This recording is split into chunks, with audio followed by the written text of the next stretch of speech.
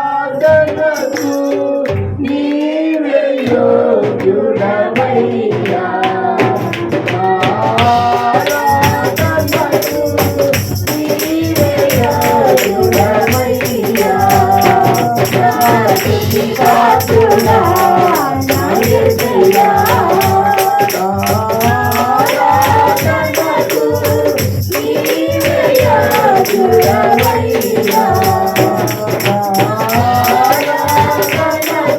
నీవే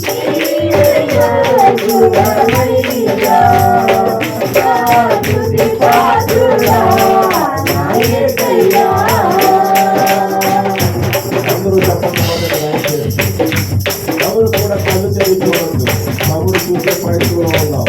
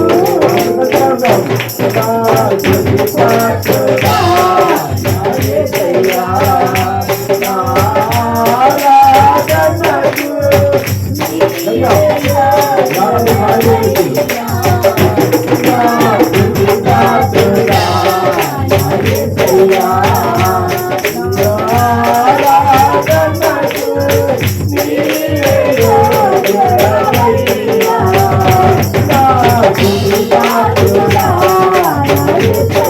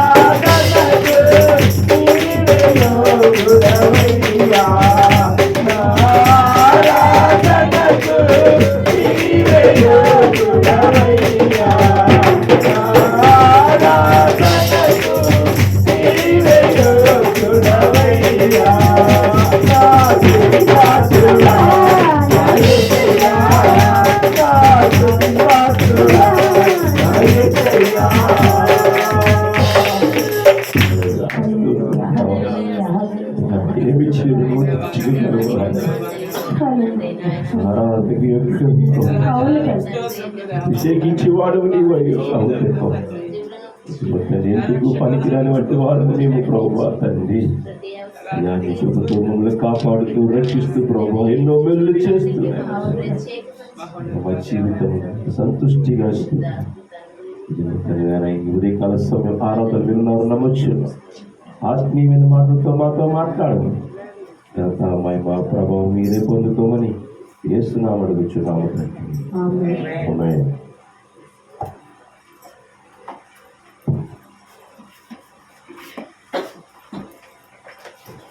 కీర్తన గ్రంథము 26వ కీర్తన 1 నుంచి 12 వచనాలు.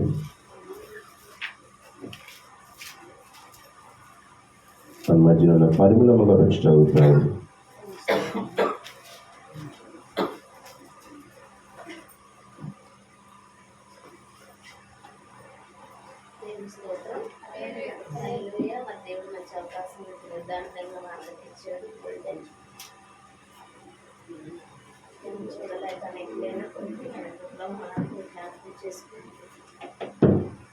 దేవాది దేవునికి మన కృతజ్ఞతలు చెల్లించుకుంటూ దానికి ప్రయత్నం ధ్యానించుకుంటాం. యెహోవా నేను యథార్థవంతుడునై ప్రవర్తించుచున్నాను, నాకు తీర్పుము.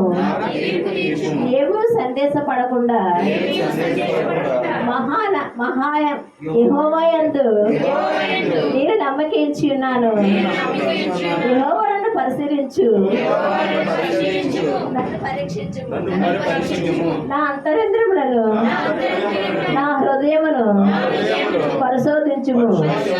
నీ కృప నా కళ్ళు ఎదుట ఉంచి ఉన్నాను. నీ సత్యము అనుసరించి నడుచుకొనుచున్నాను. పనికి మాలిన వారితో నేను సాంగత్యము చేయను. వేషధారులతో పొందు చేయను. దుష్టుల సంగము నాకు అసహ్యము. భక్తిహీనులతో సాంగత్యము చేయను. నిర్దోషివని నా చేతులు కడుక్కొందును. యెహోవా ఈ బలిపీఠము చుట్టూ ప్రదక్షిణము చేయుదుము. అచ్చట కృతజ్ఞతాస్తుతులు చెల్లించుదును. ఈ ఆశ్చర్య కార్యములను వివరిద్దును. యెహోవా నీ నివాస మందిరమును నీతో నీ తేజ మహిమ నిలుచుచు తలమును నేను ప్రేమించుచున్నాను. పాపులతో నా ప్రాణము చేర్చకము. నరహంతకులతో నా జీవము చేర్చకము. వారి చేతిలో దుష్కార్యములు కలవు. వారి కుడి చెయ్య లంచముతో నిండి ఉన్నది. నేను యథార్థవంతుడనై నడుచుకొనుచున్నాను. నన్ను విమోచించుము. నన్ను కరుణించుము. నన్ను భూమిలో తన పాదము నిలిపియున్నాను. సమాజములో యెహోవాకు స్తుతించెదను. ఆమేన్. హల్లెలూయా. కీర్తన దేవుడు దీవించి ఆశీర్వదించుగాక. హల్లెలూయా. అందరూ కూర్చున్నాం ఈ సమయం మందు. మరి ఇంతవరకు దేవుని మహాకృపను బట్టి చక్కగా మనమందరం కూడా మరి ప్రతి విషయంలో కూడా దేవుడు మనల్ని ఆస్వాదిస్తున్నాడు, దీవిస్తున్నాడు. అలాగే అందరూ బాగున్నారండి? పాస్టర్ గారు మీరు బాగున్నారా? సంతోషం, చాలా సంతోషం అయ్యా. మరి కొన్ని దినముల తర్వాత తిరిగి మా సన్నిధికి వచ్చినందుకు, దేవుడు మిమ్మల్ని సమయం మందికి తీసుకొచ్చినందుకు అందరూ ఒకసారి పాస్టర్ గారికి ప్రైజ్ లార్డ్ చెప్పండమ్మా. వచ్చిన దైవ దాసులకి అందరూ కూడా మనం వందనాలు చెల్లించాలి. అలాగే సమయం మందు కొద్దిపాటి సమయాన్ని మన అయ్య గారు చిన్న వాక్య సందేశాన్ని మనకి వినిపిస్తారు. తదుపరి మనం మిగతా కార్యక్రమాలను చూస్తున్నాం. అయ్యా రండి దేవుని వాక్యాన్ని.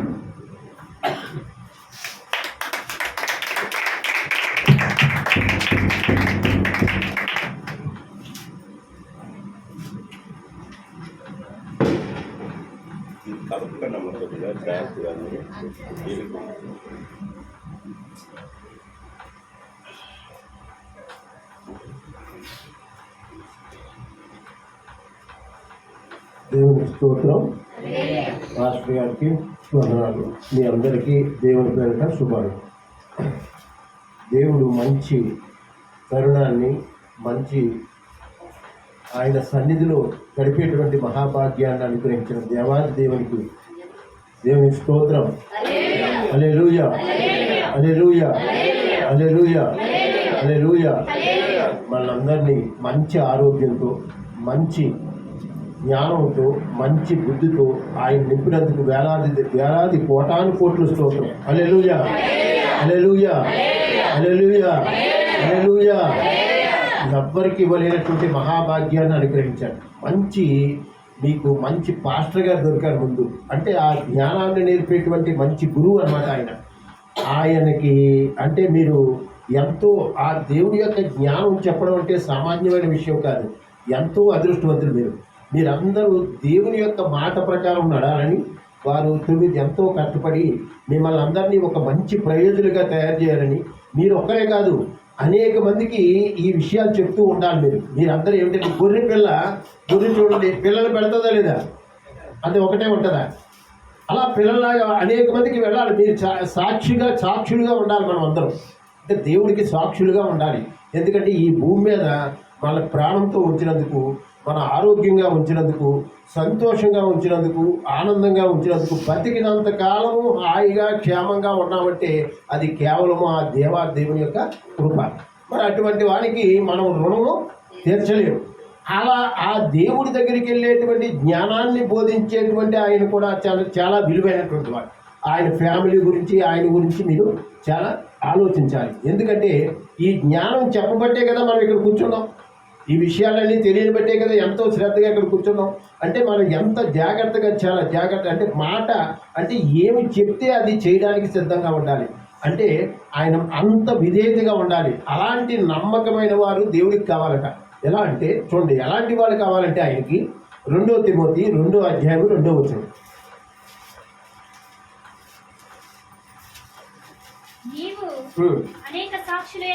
నీవు అనేక సాక్షులు ఎదుట నా వలన వినిన సంగతులను ఇతరులకు బోధించుటకు సామర్థ్యము గల నమ్మకమైన మనుషులకు అప్పగింపుము. ఏం చేయాలి బాబు? మళ్ళీ ఈ మాట చాలా జాగ్రత్తగా అంటే ముందు ఏం చేయాలంటే టీచర్ చెప్పే లెసన్ మీదే కాన్సన్ట్రేషన్ పెట్టాలి.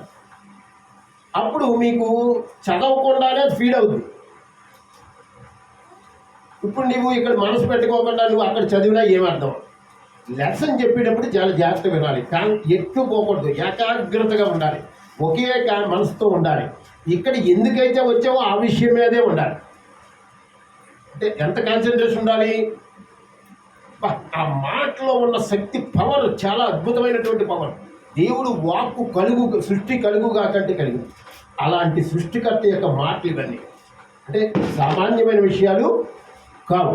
అంచేత మనం చాలా జాగ్రత్తగా ఈ మాట ఏం చెప్తున్నాడని చూడండి మళ్ళీ చదవండి. నీవు అనేక సాక్షుల ఎదుట నా వలన వినిన సంగతులను ఇతరులకు బోధించుటకు సామర్థ్యము గల నమ్మకమైన మనుషులకు అప్పగింపుము. ఏం చేయాలి? ఎవరికి అప్పచెప్పాలి? మనుషులకు.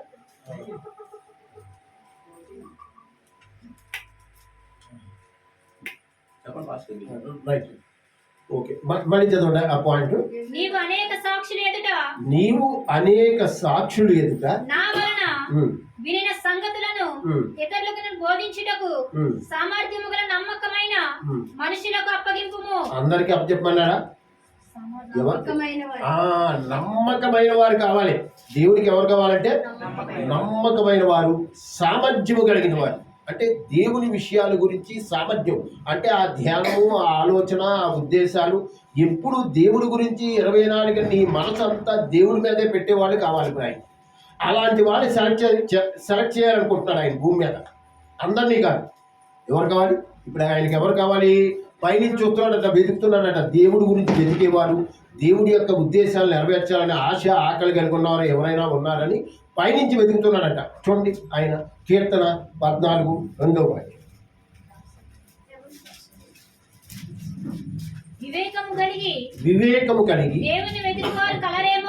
దేవుని వెతుకువారు కలరేమో అని యెహోవా ఆకాశం నుండి చూచి నరులను పరిశీలించెను.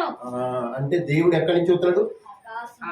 ఆకాశం. అంటే ఆకాశమందున్న ఆసీనుడు. అంటే మన దృష్టాంతకే జ్ఞాని కళ్ళు ఎప్పుడు ఎటువైపు ఉంటాయి? ఎటువైపు ఉంటాయి? ఎక్కడ ఉంటాయి? జ్ఞానికి కళ్ళు ఎక్కడ ఉంటాయి? అసలు జ్ఞానికి కన్నులు ఎక్కడ ఉంటాయి? ప్రసంగి 2:14.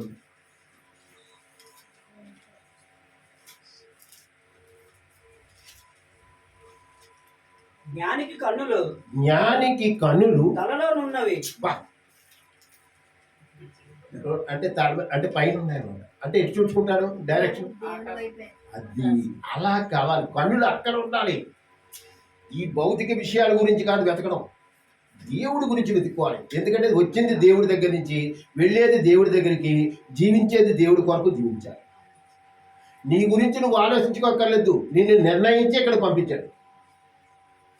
నీవు ఎన్నాళ్ళు భూమి మీద ఉండాలి, ఎంతకాలం ఈ జీవితం గడపాలి, మళ్ళీ ఎక్కడికి వెళ్ళిపోవాలి, అంతా ముందే నిర్ణయించాడా? మధ్యలో ఏమండి? అంతా ముందే డైరెక్టర్ గారు ఆయన మనల్ని ముందే నిర్ణయించి ఇక్కడ తీసుకొచ్చారు. అంటే మన మన మన మనసు అంతా ఎవరి మీద ఉండాలి? ఇప్పుడు మనకెవరి మీద ఉంది? అంటే ఉంది మరి. ఎందుకంటే మనం చిన్నప్పటి నుంచి అలా పెరిగాం కాబట్టి. మనం కొంచెం కొంచెం కట్ చేసుకుంటూ ఉండాలి. ఒకసారి అవ్వదు, మెల్లమెల్లగా 1 by 1 కొంచెం కొంచెం కొంచెం కొంచెం కొంచెం కొంచెం. ప్రేమ దేవుడి మీద ఉండాలి. మనుషులు ఈ టెంపరీ, నిత్యం ఉండేవాడు ఎవరు అంటే ఇప్పుడు ఎవరి మీద ఉండాలి? దేవుడి మీద కాన్సన్ట్రేషన్ ఉంటే నీకు ఏ టయానికి ఎప్పుడు ఏది అవసరమో, ఎలా అవసరమో, ఏ సమస్య తీరాలో అద్భుతంగా తీరుతుంది. అది నువ్వు వర్ణించలేవు. అందుకే జ్ఞాని కనులు ఎప్పుడు ఇక్కడ ఉన్నాయి అంటే ఎటు చూసుకోవాలి? ఆయన ఎక్కడి నుంచి చూస్తున్నాడు అంటే నువ్వు ఎటు చూడాలి? కళ్ళు. అది కనులు అంటే ఆ ట్రైనింగ్ ఇవ్వాలి, అట్లకి కనులకి అభ్యాసం చేయాలి, ప్రాక్టీస్ ఇవ్వాలి. అంటే ఇప్పుడు ఆ సమస్య ఎప్పుడు వచ్చినా ఎటు చూడాలి? వచ్చినా రాకపోయినా నీ కన్నుల దృష్టి అంతా ఎటు ఉండాలి? ఆకాశం మీద. మనసు అంతా ఎవరి మీద ఉండాలి? అది ప్రాక్టీస్ చేయాలి. ప్రాక్టీస్ చేయాలి. అంటే ఒకసారి వచ్చేది కాదు. అందుకే దినానికి ఎన్ని మార్లు ప్రార్థన చేసుకోవాలి? చూడండి, కీర్తన 55:17. కీర్తనలు 55:17. సాయంకాలమున అంటే ఎప్పుడు చూడండి, ఎప్పుడు సాయంకాలమున ఉదయమున మధ్యాహ్నమున నేను ధ్యానించుచు. ఎప్పుడెప్పుడు చేస్తున్నాడు ఆయన? అంటే దేవుడి లెక్కల ప్రకారం బిగినింగ్ ఎప్పుడు? మధ్యాహ్నమా ఉదయమా? ఎప్పుడు? అంటే సాయంకాలమే బిగినింగ్ దేవుడి దృష్టిలో. అంటే దేవుడి లెక్క ప్రకారం ఎప్పుడు? దానికి ఒక ఉదాహరణ చూడాలి కదా. ఆదికాండం 1:5. దేవుడు వెలుగునకు పగలనియు చీకటికి రాత్రనియు పేరు పెట్టాను. అస్తమమును అదే అస్తమమును ఉదయమును కలగగా ఒక దినమాయను. మళ్ళీ చదివిన ఆయన స్పష్టంగా తెలుసు. దేవుడు వెలుగునకు పగలనియు చీకటికి రాత్రనియు పేరు పెట్టెను. అస్తమయమునకు ఉదయమును కలగగా ఒక దినమాయను. అస్తమయము ఉదయము కలుగగా ఒక దినమాయను.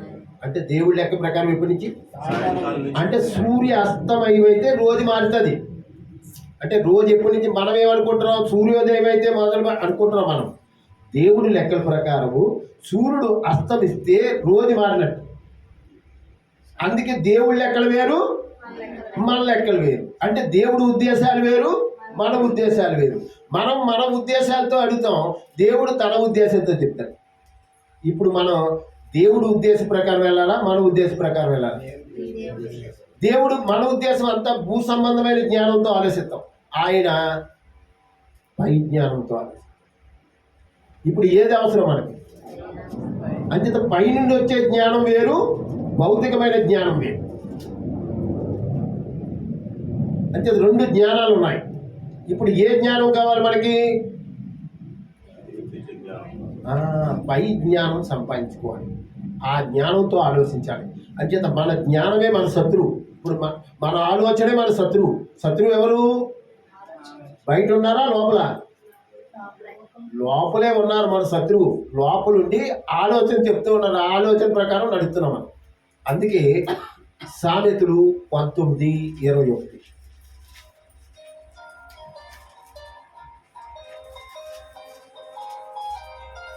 నరుని హృదయములో ఆలోచనలు అనేకములుగా పుట్టెను. యెహోవా యొక్క తీర్మానమే స్థిరము. చూడండి ఏమన్నది? నరుని హృదయములో ఆలోచనలు అనేకములుగా పుట్టెను. అంటే ఏం పుడతాయి మనిషికి? నరుడి హృదయం ఏంటంటే ఆలోచన పుట్ట. మళ్ళీ ఒకటి కాదు, అది అనేకములు పుట్టును బాబు. Empty mind is devil's workshop. అంటే ఖాళీగా ఉన్నవాడికో, దేవుడి మాటలతో నింపుకోలేదనుకో, దెయ్యం మాటలు వచ్చి కూర్చుంటాయి. లైట్ ఆర్పగానే చీకటి వచ్చేస్తుంది. అలాగే జ్ఞానపు వెలుగులో నువ్వు అన్వేషణ అంటే ఈ జ్ఞానం చేయకపోతే ఆటోమేటిక్గా ఇవన్నీ వచ్చేస్తాయి. అందుకే ఎక్కువ టైం ఎవరితో గడపాలి? చదవాలి, వాక్యం చదవాలి, ధ్యానం చేయాలి, లేకపోతే ఆయన స్తుతించాలి, కీర్తించాలి. ఈ విషయాల మీద ఉండాలి. లేదనుకోండి ఆటోమేటిక్గా ఇంకొక లైన్ వచ్చేస్తుంది మనకి. ఇప్పుడు మనకి ఎక్కువ ఏ లైన్ పనిచేస్తుంది చెప్పండి? ఈ లైన్ కూడా ఈ ఆన్లైన్ అయిపోయింది, ఆయన లైన్ పని చేయట్లేదు మనకి. తప్పు కాదు, నిజం ఉన్న మాట చెప్పింది ఆవిడ. తప్పు కాదు. మనిషికి అవును నిజంగా చిన్న పాప దగ్గర నుంచి పెద్దవాడి వరకు ఆన్లైన్ టచ్లోనే ఉన్నారు. తప్పు కాదు. ఇప్పుడు మరి అండర్ కంట్రోల్ అంతా ఎవరిది అదేనో ఎవరికంటే యోగు గ్రంథం 9:24 చూడండి. యోగు 9:24. భూమి దుష్టుల చేతికి అప్పగింపబడి ఉన్నది. అబ్బా ఎవరికి? దుష్టుల చేతికి. ఇంకా అంటే ఇప్పుడు నువ్వు ఎక్కడికి వెళ్ళా దుష్టులే ఉంటారు. అడ్మినిస్ట్రేటివ్ అంతా దుష్టులది. అబ్జెక్ట్ భూమి దుష్టుల చేతికి అప్పగింపబడి ఉన్నది. ఇప్పుడు న్యాయం జరుగుతుందా జరగదా? దుష్టులకి హ్యాండ్ ఓవర్ చేశారండి. అంటే వీళ్ళ సర్దా తీర్చాలంటే ఎవరు తీర్చగలరు? దేవుడి మాట వినకపోతే ఏం చేస్తాడు? అందుకని ఇప్పుడు ఎవరి మాట వినాలి? దేవుని మాట వినాలి. రోజుకి మినిమం కనీసం 3 సార్లు ప్రార్థన చేసుకోవాలి. 7 అధ్యాయాలు చదువుకోవాలి. చదువుకున్న తర్వాత ఏ పనైనా చేయాలి. దేవుడి మీదే కాన్సెప్ట్. అసలు దేవుడు దగ్గర నుంచి వచ్చావు, దేవుడు కొరకు వచ్చావు, దేవుడు ఇష్టం చేయడానికే వచ్చావు. అది మానేసి నీ ప్లాన్లు ఏమేసినా జరగవు. నువ్వు అనుకున్నట్టు అసలు జరగదు. తర్వాత పోల్చుకోకూడదు. ఎప్పుడు చాలా మంది ఆయన ఇంజనీర్ అయ్యాడని వీళ్ళు ఇంజనీర్ అవుతారు. ఆయన ఇంజనీర్ అయ్యారు, నీకు చదవడానికి ఓపిక లేదు, కెపాసిటీ లేదు, నీ పిండి కొలిది రొట్టె. అంటే నీ కెపాసిటీని బట్టి వెళ్ళాలి కానీ ఎదుటోడు ఏం చేస్తే అది చేయాలనుకోకూడదు. వాళ్ళు 50 ఏళ్ళు సెల్ కొనుక్కోగల కెపాసిటీ ఉంది అతనికి. అంతేగాని నువ్వు అప్పు చేసి లేనిపోని బాధలు పడి సెల్ కొన్నావు అనుకో, అది 3వ రోజు పోయింది అనుకో, నీ బాధ ఎవరితో చెప్తా? అంచేత నీకు ఎంత నీ ఏ స్థితిలో పిలిచాడో చూడండి. ఎఫెసీ పత్రిక 7:24 చూడండి.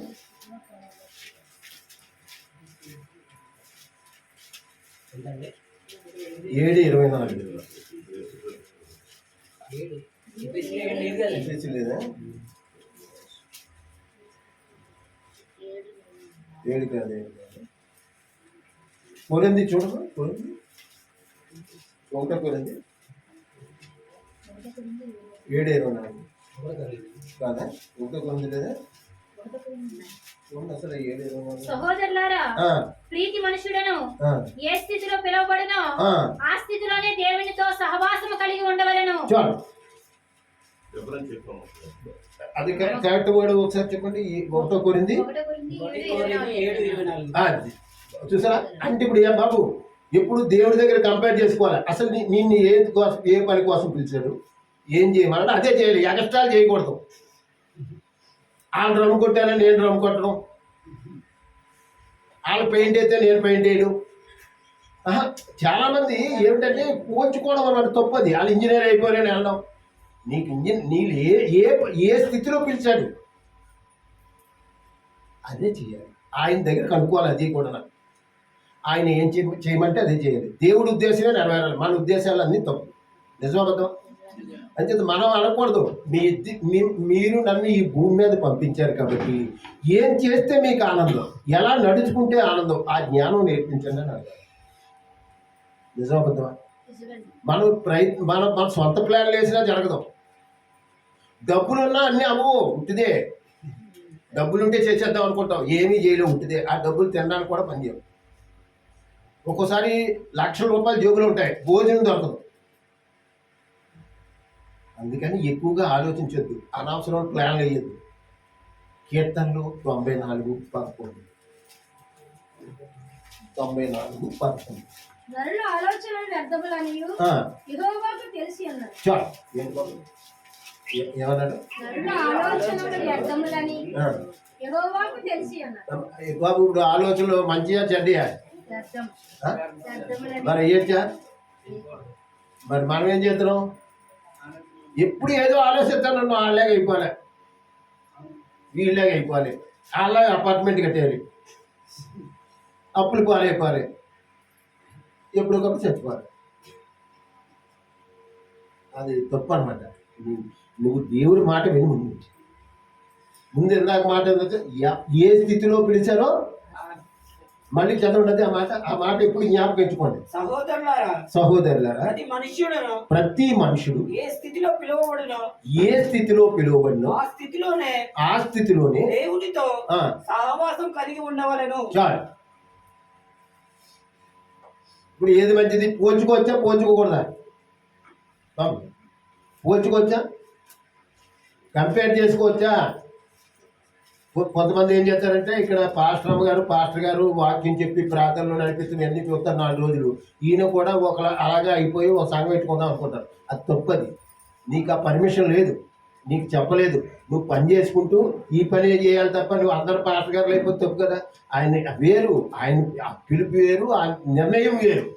ఆయన నిర్ణయిస్తేనే ఇలా నడపగలవు, లేకపోతే ఇంపాసిబుల్. నువ్వు చెప్పిన ఎవడో నిజమవుతావా? మనం అనుకుంటే చెప్పేద్దామని ఆవేశం వద్దు. ఆవేశంతో కదా, ఆలోచనతో చేయాలి. ఆరంభ సూరత్వం అందరూ చేస్తారు, అంతవరకు చేసినవాడు గొప్పవాడు. ఆరంభించడం ఈజీయే, కానీ అందుకే చూడండి మత్తయి 10:22 ఈయనకి సహకరించండి చాలు. మీరు 10:22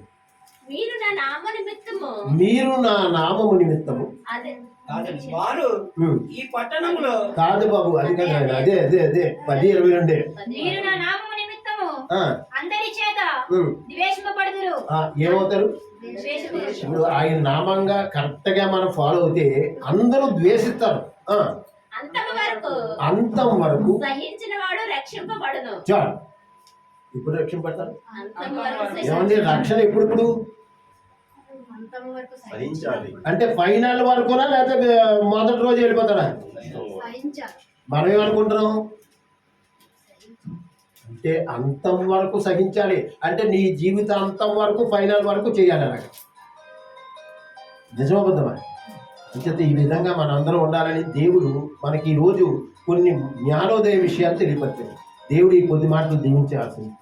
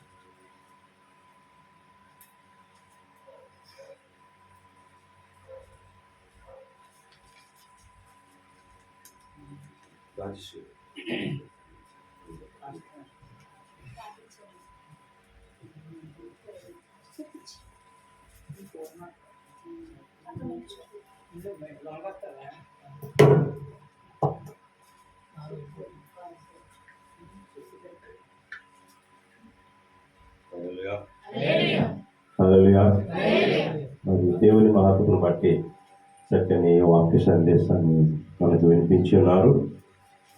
మరి ఏది ఏమైనా మనము భూలోకంలో లోపడవలసింది కేవలము దేవునికి మాత్రమే. మనుషులకు లోబడమని బైబిల్ గ్రంథం చెప్పలేదు, కానీ మనుషులను మనం ఏం చేయాలి? గౌరవించాలి, ప్రేమించాలి, ఆదరించాలి.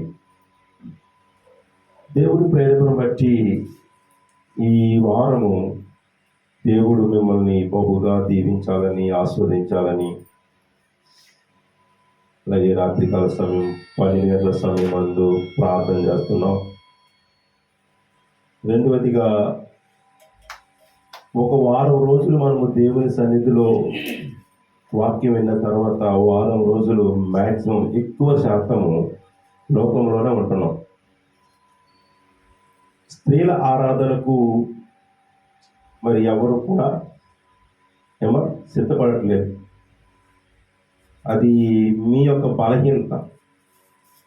కేవలం ప్రతి శుక్రవారం స్త్రీల ఆరాధన ఖచ్చితంగా దేవుని మందిరంలో జరగాలి. ఒకవేళ లాక్డౌన్ పెడితే ఏం చేసాం? ఏడ్చాం. ఇప్పుడు లాక్డౌన్ లేదు కదా. స్త్రీల ఆరాధనకి 1 గంట 2 గంటల సమయం దేవుని సన్నిధిలోకి వచ్చి ప్రార్థన చేయడానికి మనం బలహీనంగా ఉండకూడదు. ఎందుకంటే స్త్రీలు చేసిన భక్తి, స్త్రీలు చేసిన యొక్క ప్రార్థన దేవుడు చాలా త్వరగా వింటాడు. అన్న ఏం చేసిందట చెప్పండి, ఏం చేసింది? వెంటనే విన్నాడా లేదా? అలా చాలా మంది ఉన్నారు. ఆఖరి అరణ్యంలోకి ఏడ్చిందట, అయ్యా ప్రభువా నా బతికి ఇలాగైతే నా స్థితి ఏంటి చెప్పి అనగానే వెంటనే దేవుడు మొర విన్నాడు. అందుకనే స్త్రీలు మొర చాలా త్వరగా దేవుడు వింటాడు. అందుకే నాకు మొరపెట్టుము, నేను నీకు ఉత్తరం ఇచ్చేది అని దేవుని లేఖనము తెలియజేయబడుతుంది. రెండవదిగా ఈ వారము దేవుడు ఎటువంటి ఆత్మీయమైన మాటలతో మిమ్మల్ని బలపరచాలి అని మేము చాలా ప్రయాసపడుతూ ఉంటాం. నాకు ఎన్ని పనులు ఉంటాయంటే మరి చాలా పనులు నాకు ఉంటుంటాయి. ఎందుకంటే డ్యూటీ చేసుకోవాలి, తర్వాత రావాలి, ఇంటిని చూసుకోవాలి, అలాగే సంఘక్షేమం చూసుకోవాలి, అందరి గురించి నేను ఆలోచించాలి, ఎవరెవరికి ఎత్తే బావాలందరికీ ఫోన్ చేసి పరామర్శించాలి, మళ్ళీ ప్రార్థనలో కూర్చోవాలి, వాగ్దానాలు చేసుకోవాలి, వాగ్దానాలు పంపించాలి, రాత్రి ప్రార్థన చేసుకోవాలి. ఇన్ని పనుల్లో కూడా విశ్రాంతి దినమున చక్కని వాక్య సందేశము దేవుడు మీకు మంచి ఆహారం ఇవ్వాలని ఆశపడుతూ ఉంటాం. ఎందుకంటే వారంలో ఒకరోజు మాత్రమే దేవుని వర్తమానం వింటాం, మిగతా దినంలో దేవుని వర్తమానం మనము వినము. మన కార్యక్రమాల్లో ఉంటాం, మన కష్టం కోసం, మన బ్రతుకు తెరువు కోసం పనిచేస్తూ ఉంటాం. కనుక మనము ఈ ఆదివారం విన్న వాక్యాన్ని మనం ఏం వింటున్నామో అనేది జ్ఞానంతో ఆలోచించుకొని ఆ వాక్యానుసారమైన నడవడిక మనం నడవగలిగినప్పుడు మనము దేవునికి ఖచ్చితంగా బందీలై ఉంటాం. దేవుని సన్నిధిలో వాక్యం విని బయటికి వెళ్ళి మనం మర్చిపోతున్నాం అనుకోండి, అది మన దుష్టత్వమే అవుతుంది. వాక్యం మాట్లాడుతుంది, దేవుడు మాట్లాడుతున్న ప్రతి విషయంలో కూడా నన్ను జ్ఞాపకం చేసుకోండి, నా యొక్క క్రియలు జ్ఞాపకం చేసుకోండి, నా ప్రవర్తన కలిగి ఉండండి అని. మరి అంటే నేను భారం కలిగి ప్రార్థన చేస్తున్నానని చెప్పేసి నేను గొప్ప చెప్పుకోవట్లేదు, కానీ నాకు దేవుడు ఇచ్చిన ప్రేరేపణ బట్టే చేస్తున్నాను. ఒకటి, మీరు బాగోవాలి, ఈ కుటుంబాలు అందరూ ఆశీర్వదించబడాలి. మీరు ఆశీర్వదించబడితేనే నేను సంతోషంగా ఉండగలుగుతాను. మీరు నాకు ₹1 పెట్టకపోయినా పర్వాలేదు, నేను ఒకటి చెప్తున్నాను. మీరందరూ దేవుళ్ళు దీవించబడితే, ఆశీర్వదించబడితే నేను చాలా సంతోషంగా ఉంటాను. అలాగే దేవుడు కూడా అదే కోరుకుంటాడట, మీరందరూ బాగుంటేనే నేను సంతోషపడతాను, నేను ఆనందంగా ఉంటాను అంటాడు దేవుని చింత అంతా ఏంటంటే మనం బాగోవాలి. మనము తొట్టిల్లిపోకుండా దేవునిలో నిలకడగా ఉండి ఆయన మాటలను గైకుంటూ ఆయన ఆశీర్వాదాలు పొందుకోవాలని ఆయన ఆశ, అంతే. దాన్ని మించి ఏది మన నుంచి ఆయన కోరుకోలేదు. మిగతావన్నీ ఆయన నిబంధనలు కట్టడం అన్నీ ఎలా ఉంటాయంటే అవి అనుసరించాలి. ఖచ్చితంగా అనుసరిస్తే అనుసరణతో పాటు ఆశీర్వాదాలు వస్తాయి. ఆశీర్వాదాలతో పాటు మనం దేవుని రాజ్యాన్ని మనము స్వతంత్రించుకునే వారు అవుతాం. కనుక ప్రియులారా, దేవుని కృప చాలా చాలా విలువైనది. ఆయన కృప కోసమే మనము మన జీవితంలో ఈరోజు సజీవంగా ఉన్నామంటే ఆయన కృప మాత్రమే. పాత నిబంధన గ్రంథానికి కొత్త నిబంధన గ్రంథానికి తేడా ఏంటంటే, పాత నిబంధన గ్రంథంలో ఉన్న కఠినమైన ఆంక్షలు విశ్రాంతి దినము ఎవరైనా విడిచిపెడితే రాళ్ళతో కొట్టి చంపేయాలి. కొత్త నిబంధన గ్రంథంలో పుస్తకంలోకి దేవుని కృప ఏమైందట, దేవుని కృప వెంబడించింది. చంపడం వల్ల ప్రయోజనం లేదు, కానీ ఆ జీవితాన్ని మార్చడం వల్ల ప్రయోజనం ఉంది. అందుకనే యేసు ప్రభు వారు ఒక ఉపమానం చెప్తున్నారు ఏంటంటే, ఏదైనా ఒక గొర్రె కానీ, మేక కానీ, ఎద్దు కానీ విశ్రాంతి దినమున ఏదైనా గుంటలో పడిపోతే దాన్ని తీసి బాగు చేస్తారా, అలాగే వదిలేస్తారా అని అడిగాడు ప్రభు. బట్ అలాగే వదిలేస్తే అది గాయపరచబడి ఒకవేళ చనిపోవచ్చు. చనిపోయిన దాన్ని తిరిగి తీసిరావడం ఎవ్వరి వల్ల కాదు. కనుక అది ఎప్పుడైతే గాయపరచబడిందో ఆ గాయపరచబడిన దాన్ని వెంటనే తీసి బాగు చేస్తేనే అది స్వస్థత కలుగుతుంది. మీకు బాగా చూసుకోండి, మన శరీర అవయవాలు అంటే ఈ జాయింట్స్ అన్నీ ఒకదానికి ఒకటి జాయింట్స్ ఉంటాయి, బోన్స్ అని. ఈ జాయింట్స్ ఏ బోన్ విరిగి పడిపోయిన కిందన అది 24 గంటల లోపు అయితే అతికించబడతాం. 24 గంటల లోపు కళ్ళు కానీ ఏమైనా సరే 24 గంటలు దాటితే దానిలో జీవం పోతుంది, అవి పనిచేయవు. కనుకనే ఏదైనా బ్రతికి ఉండగానే మనలో మనం సరి చేసుకోవాలి, కానీ చనిపోయిన తర్వాత మనం ఏమీ కూడా చేయలేము. తర్వాత ఎంత రోధించినా కూడా ప్రయత్నం లేదు. ఎందుకంటే అబ్రహాము రొమ్మును ఆనుకున్న ఆ లాజరును పంపు అని ధనవంతుడు కేకలేసినట్టుగా కేకలేసిన ప్రయోజనం లేదు. కనుక ఇప్పుడు ఏదైనా ఒక మంచి వాక్య సందేశం మనం ఎవరి ద్వారా విన్నా సరే, మొదటిగా ఆ వాక్యము మీతో నాతో మాట్లాడితే మనం ఏం చేయాలంటే సరి చేసుకునే ప్రయత్నం చేయాలి. తప్పులు మానవులు చేయరని చెప్పి దేవుడు చెప్పలేడు, ఖచ్చితంగా చెప్పాడు. తప్పులు చదివినట్టు బాల్యము నుండి వాడుకట. ఎప్పటి నుంచి? బాల్యము నుండి అబద్ధములు ఆడుట వాడుక, దేవునికి వ్యతిరేకంగా జీవించడం వాడుక, దేవుని మాట వినకపోవడం వాడుక, ఇవన్నీ బాల్యం నుండే ఉన్నాయి. కానీ అంటే ఇప్పుడు మనం పెద్దవారం అయిపోయాం కాబట్టి ఈ విషయంలో మనం జాగ్రత్తగా ఆలోచించి అవి నిబంధనలు మనం పాటించగలిగినప్పుడు, ఆయన మాటలు మనం వినగలిగినప్పుడు మనము సరిచేయబడతాం. ఎక్కడ? దేవునిలో సరిచేయబడతాం. రెండవదిగా లోకంలో కూడా సరి తోచబడతాం. హల్లెలూయా. ప్రియులారా, అందుకనే ఆయన కృప చాలా విలువైనది కాబట్టి ఆయన కృప విషయంలో మనం చాలా జాగ్రత్త పరులై ఉండాలి. యోహాను సువార్త 1:17 ఒకసారి మనం చదువుకుందాం. యోహాను సువార్త 1:17 ధర్మశాస్త్రము మోషే ద్వారా అది గ్రహించబడును, కృపయు సత్యమును యేసుక్రీస్తు ద్వారా కలిగేవట. ఎవరు కలిగేవా? కృపను సత్యమును దేవుని ద్వారా కలిగే. ధర్మశాస్త్రం అయితే మోషే ద్వారా రచించబడింది, రాయబడింది. కానీ ఇది మాత్రము కృప అన్నది దేవుని వల్ల మాత్రమే కలిగింది. అందుకే మనం కొన్ని సందర్భంలో కొన్ని వర్డ్స్ వాడుతూ ఉంటాం. దేవుని దయ వలన, దేవుని కృప వలన, దేవుని వలన మేము బాగానే ఉన్నాము, అంతా దేవుని దయ, మీ దయ అంటూ ఉంటాం. అంటే ఆయన దయ ఉంది కాబట్టి, ఆయన కృప ఉంది కాబట్టి మనం ఇంకనూ సజీవంగా ఇలా ఉండగలుగుతున్నాం.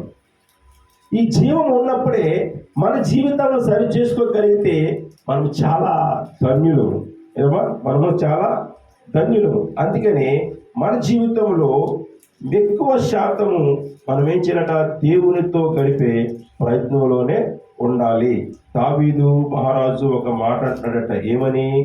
నేను దేవుని చేతిలో పడి ఉన్నాడు. ఎవరి చేతిలో? 1 దినవృత్తాంతాలు లాస్ట్ మెసేజ్లో, పోయిన వారం మెసేజ్లో రాయబడింది. లాస్ట్లో వచ్చి చెప్తాను మీకు వాక్యని జ్ఞాపకం చేస్తాను. ఎవరి చేతిలో పడాలట? దేవుని చేతిలో. నేను దేవుడు 3 ఆప్షన్ ఇస్తున్నాడట. ఎవరు? ఒక దైవదాసుడు దావీదుకి. నువ్వు ఈ ఆప్షన్ 3లో ఏది నువ్వు కోరుకుంటావంటే, నేను దేవుని చేతిలో పడినందుకే ఇష్టపడుతున్నాను. నేను దేవుని చేతిలో పడే ప్రయత్నంలో మనం ఉండాలి. మనుషుల చేతిలో కానీ లోకము చేతిలో కానీ పడే ప్రయత్నంలో మనం ఎట్టి పరిస్థితుల్లో ఉండకూడదని ఆయన ఆశ, ఆయన కోరిక. ప్రియులారా, ధర్మశాస్త్రము మోషే రచించబడిన గ్రంథము, కానీ కృప మాత్రము దేవుడు మనకి ఇచ్చేది మాత్రమే. ఆ కృపను కాపాడుకుని వారమై ఉండాలంటే మనము 1 దినవృత్తాంతాలు 21:8 నుంచి 13 చదువుకుందాం. అక్కడే ఉందన్నమాట. దావీదు గారు, నేను ఈ కార్యము చేసి నేను చెయ్యరాని పనులు చేసి అధికమైన పాపము తెచ్చుకొంటిని. నేను మిక్కిలి అవివేకముగా ప్రవర్తించింది, చాలా అవివేకముగా. దేవుడి జ్ఞానయుక్తమైన మాటలు విని కూడా, దేవునిలో జీవిస్తూ కూడా, దేవుని నిబంధనలు వింటూ కూడా నేను అవివేకముగా ప్రవర్తించింది. ఇప్పుడు నీ దాసుని దోషము పరిహరించమని దేవునితో మొరపెట్టగా యెహోవా దావీదునకు దర్శకుడగు గాదుతో, ఎవరట? యెహోవా అన్నాడు. గాదుతో మాట్లాడతాడా? అయ్యా గాదు, దైవ సేవకుడా, ఒక ప్రవక్త, నువ్వు వెళ్ళి దావీదుకి ఈ విషయములు తెలియచేయి. ఏ విషయములు? దావీదు తప్పిపోతున్నాడు, దావీదు దేవుని నీడ నుంచి, దేవుని చేతిలోంచి, దేవుని కృప నుంచి బయటికి వెళ్ళిపోతున్నాడు. కనుక ఈ విషయములు ప్రత్యేకముగా నువ్వు వెళ్ళి దావీదుకు తెలియచేయి. చదువు వాక్యాన్ని. నీవు వెళ్ళి దావీదుతో ఇట్లనము, యెహోవా సెలవిచ్చినది ఏమనగా మూడు విషయములు ఏమిటో ఒక్కసారి ఆలోచించండి. రే కూర్చోగడ కదిలేవా, మైక్ ఇసిరేస్తాను. మూడు విషయములు నేను నీ ఎదుట ఉంచి ఉన్నాను, వాటిలో ఒక దానిని నీవు కోరుకొని ఎడల దానిని నీకు చేయదును. దేవుడు ఈ రోజు మనకి చక్కని భూలోకాన్ని ఇచ్చాడు. అమ్మా, ఈ లోకాన్ని చూసే భాగ్యాన్ని ఇచ్చాడు. 2, మనకి చక్కని వయసు కూడా ఇచ్చాడు. 3, దేవుడు అంటే ఏంటో కూడా మనకు తెలియజేస్తాడు. ఈ 3 విషయాలు మనం జ్ఞానంగా ఆలోచించుకుందాం.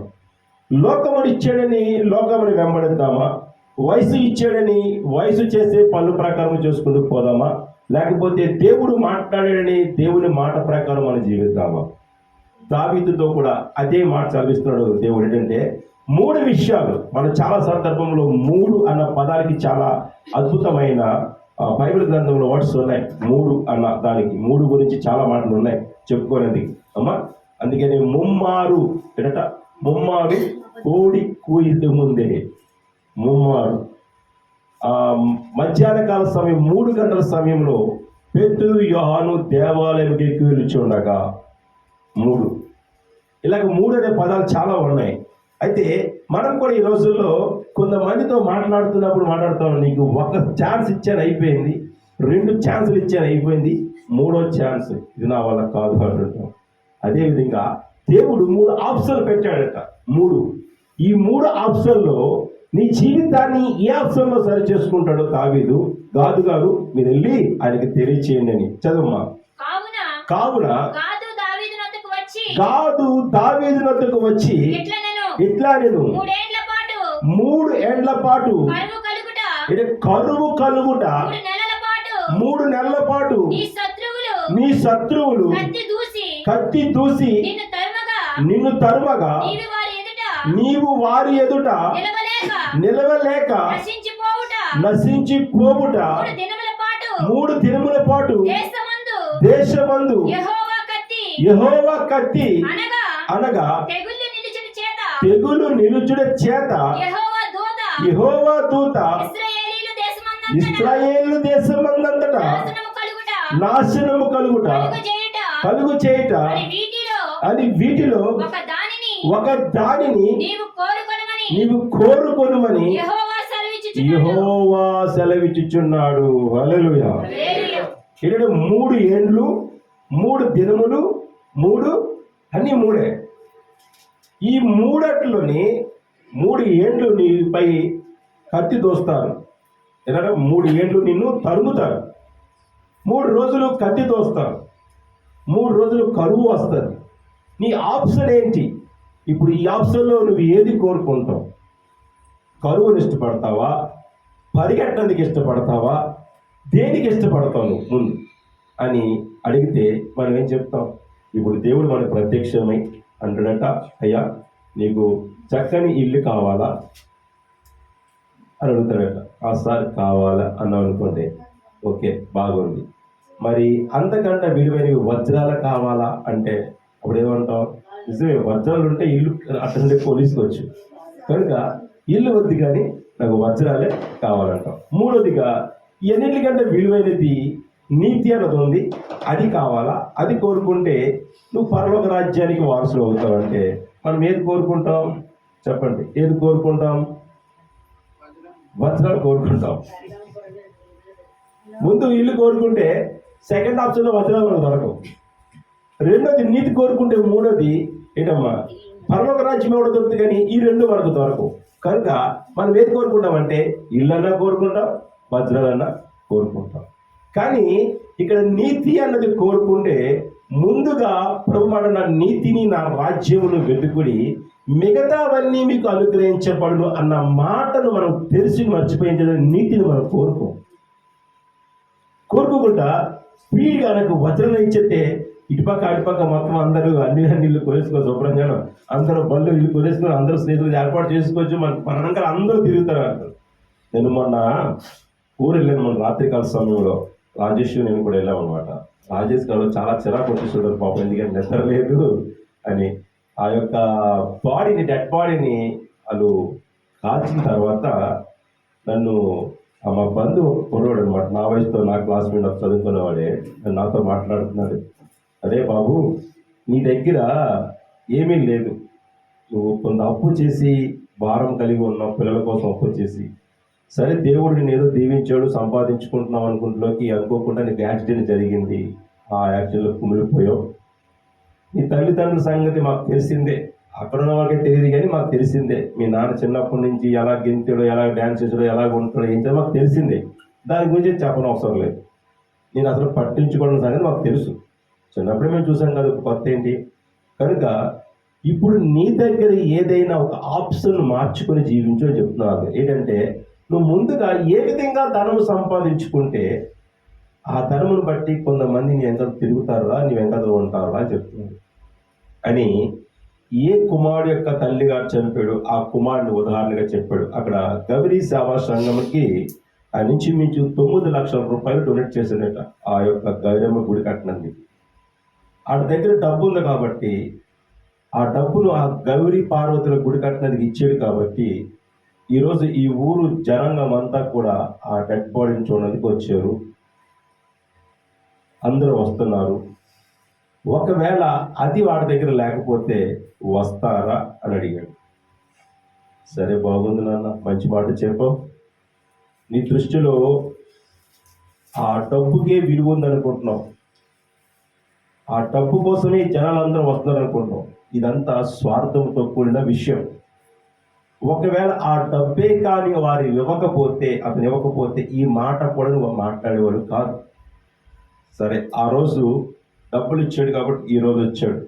నెక్స్ట్ మరొక కార్యక్రమం చేయడానికి వాళ్ళందరూ వస్తారు, ఇవ్వడు. అప్పుడు ఏం చేస్తారు? ఈయన పొగుడుతారా, తిడతారా? అయ్యో ముందు గైరమ్మ గుడికి ఇచ్చాడు, ఇప్పుడు ఉన్నావో లేదో తెలియదు కాబట్టి ఇప్పుడు ఇవ్వలేదు అంటారా? లేకపోతే వీడికి ఎవడో పంపాడు, ఎవడో ఏదో చేశాడు అందుకే ఇవ్వట్లేదు, వీడు మారిపోయాడు అని తిట్టుకొని పోతారా అని అడిగాడు. అంటే రెండో ఆప్షనే కరెంట్ అన్నాడు. అంటే తిట్టుకొనే పోతారు. పెడితే పెళ్ళి కొడతారు, పెట్టకపోతే చావు కోరుతారు. ఇది మనుషుల సహజ లక్షణం రా నాయన, దేవుడి లక్షణం అది కాదు. దేవుని ప్రేమ ఒక్కసారి మనం పొందుకున్నామంటే అది శాశ్వత కాలం ఉంటుంది. ఈరోజు ప్రపంచంలో ఉన్న గొప్ప గొప్ప దైవ సేవకులు అందరూ కూడా చిన్న స్థితి నుంచి ఆ స్థితికి వచ్చారు. ఏమీ లేని జీరో పరిస్థితిని వచ్చారు. కల్వరి ప్రత్యక్షత పాస్టర్ గారు నక్సలైట్ అయినా వాళ్ళతో తిరిగేవాడు ఎవరి కాలం చిన్న బాల్యం ఉన్నప్పుడు 7 సంవత్సరాల వయసు అప్పుడు చెత్త కుప్పలో ఆహారం తిని ఆయన తన తినకు కూడా ఇష్టపడ్డాడు. అటువంటి వాడు ఈరోజు ప్రపంచంలోనే గొప్ప దైవ సేవకుడిగా వాడబడుతున్నాడు. కొన్ని కోట్ల విలువైన మందిరాన్ని కట్టగలిగాడు. ఆయన దగ్గరికి ఎవరైనా అస్వస్థత ఎవరో ఉన్నా సరే ఆ రోగాన్ని పోయే విధంగా ప్రార్థన చేయగలుగుతున్నాడు. దీనికి ఏమైనా డబ్బులు ఇచ్చేది ఎవరన్నా ఎవరు కదా. దేవుని కృప, దేవుని ఆలోచనలు వేరేగా ఉంటాయి. ఒక డాక్టర్ వల్ల కానిది దేవుని వల్ల జరుగుతాయి. అలాగే ఎన్నో కార్యక్రమాలు దేవుడు మా పట్ల కూడా చేస్తున్నాడు. ఒకటి, ఇది బిజినెస్ కాదు, ఇది బిజినెస్ కాదు. భక్తి ఈరోజు ప్రపంచంలో బిజినెస్ అయిపోయింది. భక్తి అన్నది మనిషిని సన్మార్గమును నడిపించినందుకు మాత్రమే కావాలి. మనిషి మంచి మార్గాన్ని నడవనందుకు మనకేం కావాలట? భక్తి కావాలి. మా నాన్నగారికి పరిచయస్తున్నట చిన్నప్పటి నుంచి కూడా. మీ నాన్న ఏంటి, నువ్వేంటి అని అడిగినాను. ఓకే, నేను ఇక్కడే కూర్చుంటాను, నీ చుట్టుపక్కల వస్తున్న వాళ్ళందరూ మాట్లాడిన మాటలు మా నాన్నగారు మీకు అందరికీ పరిచయమే, చిన్ననాటి బాల్య మిత్రుడే. ఒకసారి ఆయన గురించి జస్ట్ పరిచయం చేసుకుందాం, మీరు వినండి అన్నాను. అంటే వచ్చారు, 2-3 వచ్చారు. మీ నాన్న రాలేదని అడిగారు. నేనేం చెప్పలేదు. అంటే మా నాన్నగారు రాలేదంటే ఆడు ఎప్పుడు అంతే, ఏ కార్యక్రమం రాడు, అడుగు దుష్టుడు అన్నాడు ఒక అతను వచ్చి. మరొక వచ్చింది, పిన్ అవుతుంది, బాగున్నాడా కొడుక చాలా తరగతి తెచ్చావు అని చెప్పేసి నా భుజం మీద చేసి ఏడుస్తుంది అనమాట. అరే ఏంట్రా అలాగైపోయింది చెయ్యంతాను, ఇలాగైపోయింది ఇంత చచ్చుబడిపోయింది ఎట్లా అని చెప్పేసి బాధపడి మరి అమ్మా నాన్న పట్టించుకోలేదా అని పక్కన ఎవరు ఏంటంటే వాళ్ళు పట్టించుకుంటారా, వాళ్ళు పట్టించుకునే రకమేనా అంది. రెండోది విన్నారు కదా అన్న. మూడో వ్యక్తి వచ్చి ఇంకో మాట్లాడమాట. అంటే ఈ ముగ్గురులో ఎవరైనా ఒక్కరైనా సరే మంచిగా ఈ గురించి చెప్పగలిగారా అని అడిగారు. అంటే లేదు నాన్న అన్నారు. మరి మీకు 50 సంవత్సరాల పరిచయం కదా, మీకు చిన్నప్పటి నుంచి పరిచయం కదా అని చెప్పేసి అక్కడ శవం దగ్గరికి వచ్చి పోతున్నారు అందరూ, కానీ నేను మాత్రం అందరికి బైబిల్ కూడా బోధిస్తున్నాను. అయితే మీకు ఒక చిన్న కథ చెప్తాను వినండి అని చెప్పేసి 2 రామచిలక కథ చెప్పారు. ఇంతకుముందు కూడా మనందరికీ చెప్పిందే ఏమా. ఆ రామచిలకలు, ఒక రామచిలక దుష్టుడి చేతిలో పడింది, మరొక రామచిలక దేవుని చేతిలో అంటే సాధు చేతిలో పడింది. మరి ఏ రామచిలకైతే మరి గుణగణాలు కలిగి మాట్లాడింది అనేది వివరంగా చెప్పానని. దుష్టుడి చేతిలో పడిన రామచిలక రాజుగారు దాహం తెచ్చుకొని వెళ్ళినప్పుడు దొంగ వచ్చాడు అంటుంది. సాధువు గారి చేతిలో పడిన రామచిలక రాజుగారు ఆ గృహదర్శనం చేసినప్పుడు అయ్యా మీరు అలసిపోయారు, అక్కడ భారీ మంది నీళ్లు తాగి అక్కడ పళ్ళు పలహారాలు తిని సేద తెచ్చుకొని చెప్పింది. ఇది ఏ రామచిలక దేని వల్ల వచ్చింది? ఆ రామచిలక చదువుకుందా అని అడిగాను ఫస్ట్. ఆ అమ్మకి ఆ రామచిలకి PhD ఏమైనా చేయించారా? లేదు. మరి దేని వల్ల వచ్చింది? భక్తి వల్ల వచ్చింది. దేనివల్ల? భక్తి. మీ పిల్లల్ని చదివించొద్దు అని నేను చెప్పను, చదివించండి. మీ స్తోమత ఎంత ఉందో అంతా చదివించండి, కానీ మీరు దేవునిలోకి మాత్రం ఖచ్చితంగా నడిపించాను. ఎందుకంటే దేవునిలోకి నడిపించే మార్గము చాలా శ్రేష్టమైనది, విలువైనది. ఆ దేవుళ్ళకి వెళ్ళే మార్గము మీకు సన్మార్గముగా ఉంటుంది. సమాజానికి, కుటుంబానికి ఉపయోగపడే విధంగా ఆ కుమారుడు ఉండగలుగుతాడు. ఆ బిడ్డను చూసి అనేక మంది మాదిరి నేర్చుకుంటారు. అయ్యో ఈ బిడ్డలాగా నేను ఉండాలి అని కోరుకుంటారు. తల్లిదండ్రులు అంటారు ఆడులాగా నువ్వు ఉండురా అంటాడు అని వాళ్ళు చెప్పినప్పుడు అలా చేరిపోయేది అనమాట. అది అంటున్నాడు, నేను ఏదో అనుకున్నాను కానీ సంటిబాబు కొడుకు ఇలా ఉంటాడు అనుకోలేదు అన్నాడు. నేను ఏదో అనుకున్నాను కానీ సంటి బాబు మాట్లాడలేని మాటలు మాట్లాడుతున్నాను. నేను గొప్ప చెప్పట్లేదు, దేవుడు మాట్లాడించుకుంటున్నాను. నేను వెళ్ళింది ఒక మృతదేహాన్ని చూడండి, నేను మాట్లాడింది సిలువను గురించిన వార్త గురించి. హల్లెలూయా. నేను వెళ్ళింది ఒక శవాన్ని చూడడానికి వెళ్ళాను, పరామర్శించడానికి వెళ్ళాను నా బంధువు యొక్క. కానీ నేను కూర్చొని మాట్లాడుతున్న బంధువులతో మాట్లాడే ప్రతి మాట కూడా దేవుని గురించి మాట్లాడుతున్న మాట. ఈరోజు సంపాదించిన డబ్బు ఎందుకు పనికిరానిది. అందుకనే అపోస్తుల పౌలు మాట్లాడుతున్నారు, అది నేను పెంటగా ఎంచుకున్నాను అంటాడు ఆయన. పెంటగా. ఈరోజు ధర్మశాస్త్రంలో ఉన్న నీతి అది పెంట కాదు, పత్రికలో రాయబడి ఉంది. ధర్మశాస్త్రము వినివారు నీతిమంతులు కాదు, కానీ ధర్మశాస్త్రం విని అనుసరించిన వారు మాత్రమే నీతిమంతులుగా ఎంచబడుతున్నారు. మరి దేవుని వల్ల జరిగే కార్యాలు ఏంటి, దేవుని వల్ల జరగలేని కార్యాలు ఏంటి అన్నది ఆ అబ్బాయికి చెప్పినప్పుడు ప్రతీది కూడా దేవుని వల్లే జరుగుతుంది. ఆ దేవుడి వల్ల జరిగినప్పుడు కొన్ని శ్రమలు, ఇబ్బందులు, శోధనలు మనకు వస్తూనే ఉంటాయి. అవి మనం ఏం చేయాలట? భరించాలి, భరించుకోవాలి. భరించుకోగలిగినప్పుడే మనకి దేవుని కృప ఉంటుంది.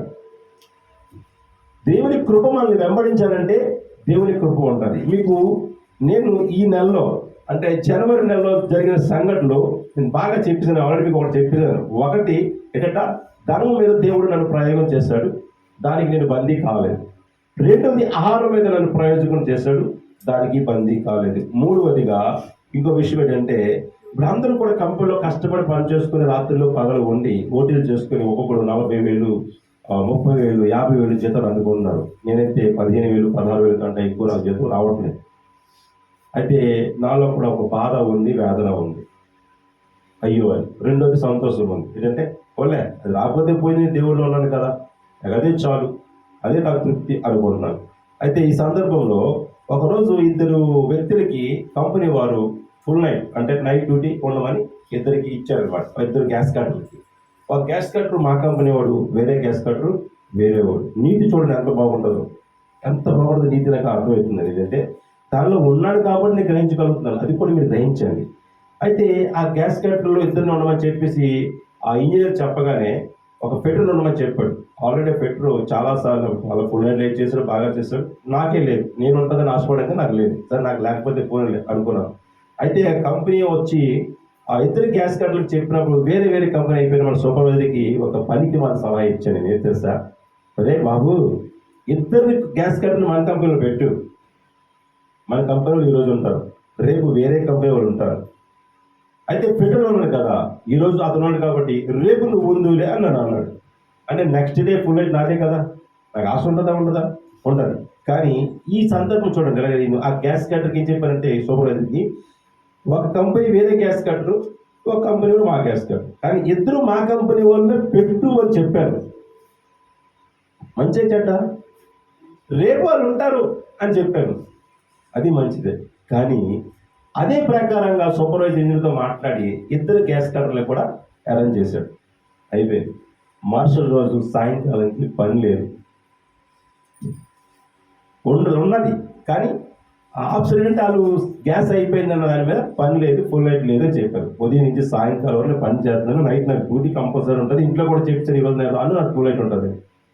నాకు కాన్ఫిడెన్స్ చూడండి. వెంటనే నేను చేస్తున్న పనిలోంచి ఆయన నాకు ఎవరంటే ఈరోజు ఫుల్ నైట్ లేదు, మీరు వెళ్ళిపోండి అని చెప్పారు. బయలుదేరి వచ్చేసాను. ఏ కంపెనీ వాళ్ళకి గ్యాస్ వచ్చేసింది, ఆ కంపెనీ వాళ్ళు ఇద్దరిని గ్యాస్ కట్టర్లు మళ్ళీ పెట్టాడు. అదే ప్లేస్లో, నేను చేసే ప్లేస్లో వేరే వాడిని అక్కడ అమర్చాడు. ఇప్పుడు నాకు బాధగా ఉంటుందా, సంతోషంగా ఉంటుందా చెప్పండి? అది ఉంటుందా? ఉదయం నుంచి నేను కష్టపడి చూస్తున్న పని దగ్గర ఆ రాత్రి కూర్చొని ఒక అరగంట పని చేస్తే చాలు, నాకు 8 గంటలు 9 గంటలు ఒకటి వస్తుంది, ఇంచుమించు 1500 రూపాయలు 1600 వస్తుంది. కూర్చోడం ఇంకా ఒక 2 గంట పని చేస్తే చాలు. అది నా నోటి నుంచి తీసుకెళ్ళి వేరే వాడికి ఇస్తే నాకేమనిపిస్తుంది? నీకేమనిపిస్తుంది? నా నోట్లో మట్టి కొట్టావు కదరా, నువ్వు మట్టి పోలేకపోతావు అంటామా? నేనేమన్నా తెలుసా, చూడు బ్రదర్, ఈ నెలలో జరిగిన 3 కార్యాలు నువ్వు అలా కూడా చెప్పాను. నేను ఇది 3 చూడు. నేను ఏం చెప్పాను చెప్పు? మన కంపెనీ వాళ్ళు గ్యాస్ కట్టర్లు పెట్టమని చెప్పాను, ఆ నొద్దని చెప్పాను. ఈరోజు ప్రభు ఏం చేశాడు? నన్ను వద్దని చెప్పాడు, ఆ నెట్టాడు. ఇది ఎవరి కార్యం చెప్పండి? ఇప్పుడు నేను సంతోషపడాలా, బాధపడాలా? నేను ఎందుకు సంతోషపడుతున్నాను? ఎందుకంటే దానిలో ఒక నీతిని కనిపించింది. ఎత్తిన వారి కడుపు మీద ఎప్పుడు కూడా ఎత్తిన వారి నోట్లో పెట్టి వాడు బాధపడ్డాడు. ఏ ఎవరు చెప్పాడు, ఎదురు చెప్పాడు, ఈరోజు నాకు పుల్లడి పోయింది, గ్యాస్ కట్టర్ అందరూ తిడతా ఉన్నాడు, నేను పక్కన ఉన్నాను. ఎవరు చెప్పాడు? ఈ 10 వరసాలు ఆడికి ఎవరు చెప్పాడు చెప్పేసి తిడతాడు, పక్కనే ఉన్నాను. నేను భరించాలి, తప్పదు. నేనే చెప్పాను అయ్యా అన్నాను, ప్రభా చెప్పలే, పర్లేదు అన్నాను. సాయంత్రం దేవుడు ఏం చేశాడు? తారుమారు చేసేసాడు. దేవుని కృప అలా ఉంటుంది అనమాట. దాన్ని ఆహ్వానించాలి, మనం తెలుసుకోవాలి, గ్రహించాలి. దేవుని నీతిని ఒకరికి మేలే చేయాలి తప్ప కీడు చేసే ప్రయత్నం ఎప్పుడు కూడా మనము ఉండకూడదు. ఒకటి నేర్చుకుందాం మన జీవితంలో, మనం దేవుని విషయంలో బందీలై ఉన్నాం. మన మధ్య ప్రేమే కానీ మిగతావి కనపడకూడదు, ప్రేమే కానీ మిగతావి కనిపించకూడదు. మిగతావి ఎందుకు కనిపిస్తున్నాయి? లోపల ఉంటే కనపడదు, అంతే కదా. ఇప్పుడు నేను సందర్భానుసారంగా చెప్తున్నాను అంతే. నేను ఇంచుమించు 12 లక్షల రూపాయలు వడ్డీలు కడుతున్నాను. ఎంతమ్మా? ప్రతి నెల ఎవ్వరికి ఆపకుండా కట్టేస్తున్నాను. ఇప్పుడు దాదాపు డిసెంబర్, జనవరి, ఫిబ్రవరి 3 నెలలు బట్టి నేను ఆఫ్ చేశాను. ఆఫ్ చేసిన వెంటనే నాకు వచ్చే రిజల్ట్ ఏం చేశాను, నా దగ్గర రాలని మాట్లాడి తెలుసా? ఇప్పుడు నేను అర్జెంటుగా 5వ నెలలో పెళ్ళి ఉంది, ఆ పెళ్ళికి డబ్బులు ఇచ్చేయమని చెప్పాలి వెళ్ళి పాస్టర్ గారిని అని చెప్పేసి ఒక ఆమెతో మాట్లాడుతుంది. ఎందుకు మాట్లాడింది అన్నమాట? అంతే కదా. నా ప్రాబ్లం ఆవిడ తెలియదు బాబు అని కనీసం ఆవిడ ఫోన్ చేసుకోవడం చెప్పలేదు. నేను వడ్డీ కట్టలేను చెప్పాను, ఎందుకంటే ఈ 2 నెలలు కొద్దిగా ఇబ్బందిగా ఉంది, నేను కొద్దిగా దేవుడి పనిలో ఉన్నానమ్మా, కార్యంలో ఉన్నాను. ఇంత బాధలో ఉండి నేను ఇంచుమించు 1,20,000 అప్పే చేశాను, కానీ ఏంటి అప్పులు ఆ డబ్బులు తెచ్చాను, వడ్డీ కూడా కట్టలేదు. దేవుని కార్యక్రమం కోసమే వినియోగించుకున్నాను నేను, అంతే. నేను చేసుకున్నాను, నా దేవుని కార్యక్రమం అంతా నేను చేసుకున్నాను. నా కూతుర్లు పెట్టుకున్నాను, నా బంధువులు పెట్టుకున్నాను. ఇవన్నీ నాకు దానివల్ల నాకు విలువ లేవు. అవి అవి నా బాధ్యత, అది నా బాధ్యత.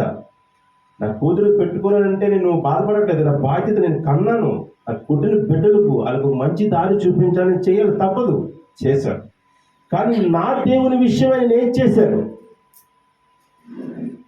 నా బ్రతుకునిచ్చిన దేవుడి కోసం నేను చేశాను. ఇంత యోగ్యతగా బ్రతుకుతున్న బ్రతుకు నేను దేవుడికి ఏం చేయగలుగుతున్నాను? నా బిడ్డలకి నేను చేసుకున్నాను కదా, మరి సంఘస్థులందరూ నా బిడ్డలే కదా, మరి నా బిడ్డలు అనుకున్నప్పుడు అందరికీ నేను చేయాలి కదా అన్న కాన్సెప్ట్లో వెళ్తున్నాను తప్ప వేరే ఉద్దేశాలతో నేను వెళ్ళను.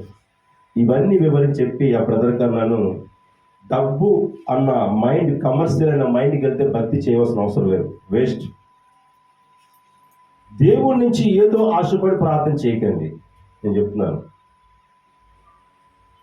దేవుడి నుంచి ఏదో ఆశపడి ప్రార్థన దేవుడు చేస్తాడు, అడగకముందే. మీ అక్కర్లన్నీ నాకు తెలుసు. కానీ మీరు ఎలాగ బ్రతకాలి అని దేవుడు చెప్పాడో అలాగ బ్రతికే ప్రయత్నం ఉంటే చాలు. మిగతావన్నీ దేవుడు మీకు విడుదల. ఎక్కడ కూడా మీకు లోటు అన్నది ఉండదు. తండ్రి నాకు చెప్పిన విధంగా నేను ప్రవర్తించాను కనుక నేను ప్రతి కార్యమును చేయగలుగుతున్నాను. యేసు ప్రభు గొప్ప మాట చెప్పగలిగారు. ఎందుకంటే నా తండ్రి చిత్తానుసారం నేను నడుస్తున్నాను. నా తండ్రి దగ్గర స్థలం ఉంది, నేను నా తండ్రి దగ్గరికి వెళ్తున్నాను, మీకు అక్కడ స్థలం సిద్ధపాటు చేయడానికి వెళ్తున్నాను అంటున్నాడు ఆయన. అంటే నాకు ఆయన చెప్పి భూలోకానికి ఎలాగ పంపించాడు, ఆయన మాటలు ఎలాగ విన్నానో అలాగే మీరు ఉంటే మీ కొరకు కూడా అన్నీ సమకూర్చబడి ఉంటాయి అని చెప్పారు. ఎక్కడన్నా యేసు ప్రభు 10 రూపాయలు తీసి నాకు పిల్ల కొనుక్కున్నానని చెప్పారా? చెప్పండి ఎక్కడైనా? అదే బాబు, శిష్యులారా చాలా ఇబ్బంది పడిపోతున్నారు, మీరు అందరూ చాలా టెన్షన్ పడిపోతున్నారు, టైం అయిపోతున్నారు, బాధపడిపోతున్నారు, మరి అయిపోతున్నారు కదా. పాస్టర్ గారు 11 గంటలకి 10 గంటలకు వదిలేస్తారు, 11 అయిపోతుంది, ఇప్పుడు ఇంకా వదలట్లేదు కదా అని చెప్పి శిష్యులు కూడా ఒక పక్క నుంచి ఉష్ అని తోమలు కొట్టడం, చప్పట్లు కొట్టడం ఇలా చేస్తున్నారట. చేస్తుంటే ప్రభుకి అర్థమైంది. ఏంట్రా బాబు మీ టెన్షన్ అన్నాడట. అంటే ఏమీ లేదు, ఇప్పుడు ఫుడ్ టైం అయిపోయింది కదా. ఎంత టైం అయిపోయింది ప్రభు మీకు తెలియట్లేదు అంటే, నాకు టైం తెలియదు ఎప్పుడు. నాకు రాత్రులు పగలు ఒకటే ప్రభుకి. ప్రభులో జీవితంలో ప్రతి ఒక్కరు కూడా రాత్రులు పగలు ఒకలా ఉంటుందంట. అయితే ఏంటి మీ బాధ అంటే, ఇప్పుడు నీకు ఆహారం కావాలి కదయ్యా, నువ్వు మాట్లాడుకుంటూ పోతున్నా మాకు ఒకరు మారిపోతున్నా, మేం చేయాలన్నది. అయితే పని చేయండి, అలాగా గ్రామానికి వెళ్ళి ఎక్కడెక్కడ కొట్లు ఉన్నాయో కొద్దిగా ఆహారం కొనుక్కొని రెండింటి డబ్బులు అడుగుతాడు. చెప్పండి, డబ్బులు అడుగుతాడు. ప్రభు సింపుల్ చెప్పించాడు, వెళ్ళిపోయాడు. పాప ఈ రోజు అండి సర్టిఫికేట్ కదా, ఆ రోజు లాజీలు అందరికీ నైటీలే. మగవాళ్ళందరూ ఆ రోజుల్లో ఎదురు వీళ్ళందరూ కూడా నైటీలే. ఈ రోజు మీరు వేసుకున్న నైటీలే రోజు అందరూ వేసుకున్నారు మగవాళ్ళందరూ. ఏమా ఈ నైటీలో చేయడం లేదు మా దగ్గర ఇది కావాలి, యేసు ప్రభు తెచ్చేవాడు. ఎవరు అడుగుతాం వెళ్ళి, యేసు ప్రభు ఇదమ్మానని చెప్తే డబ్బులు అడుగుతాడు, అవతల అడుగుతున్నాడు కదా.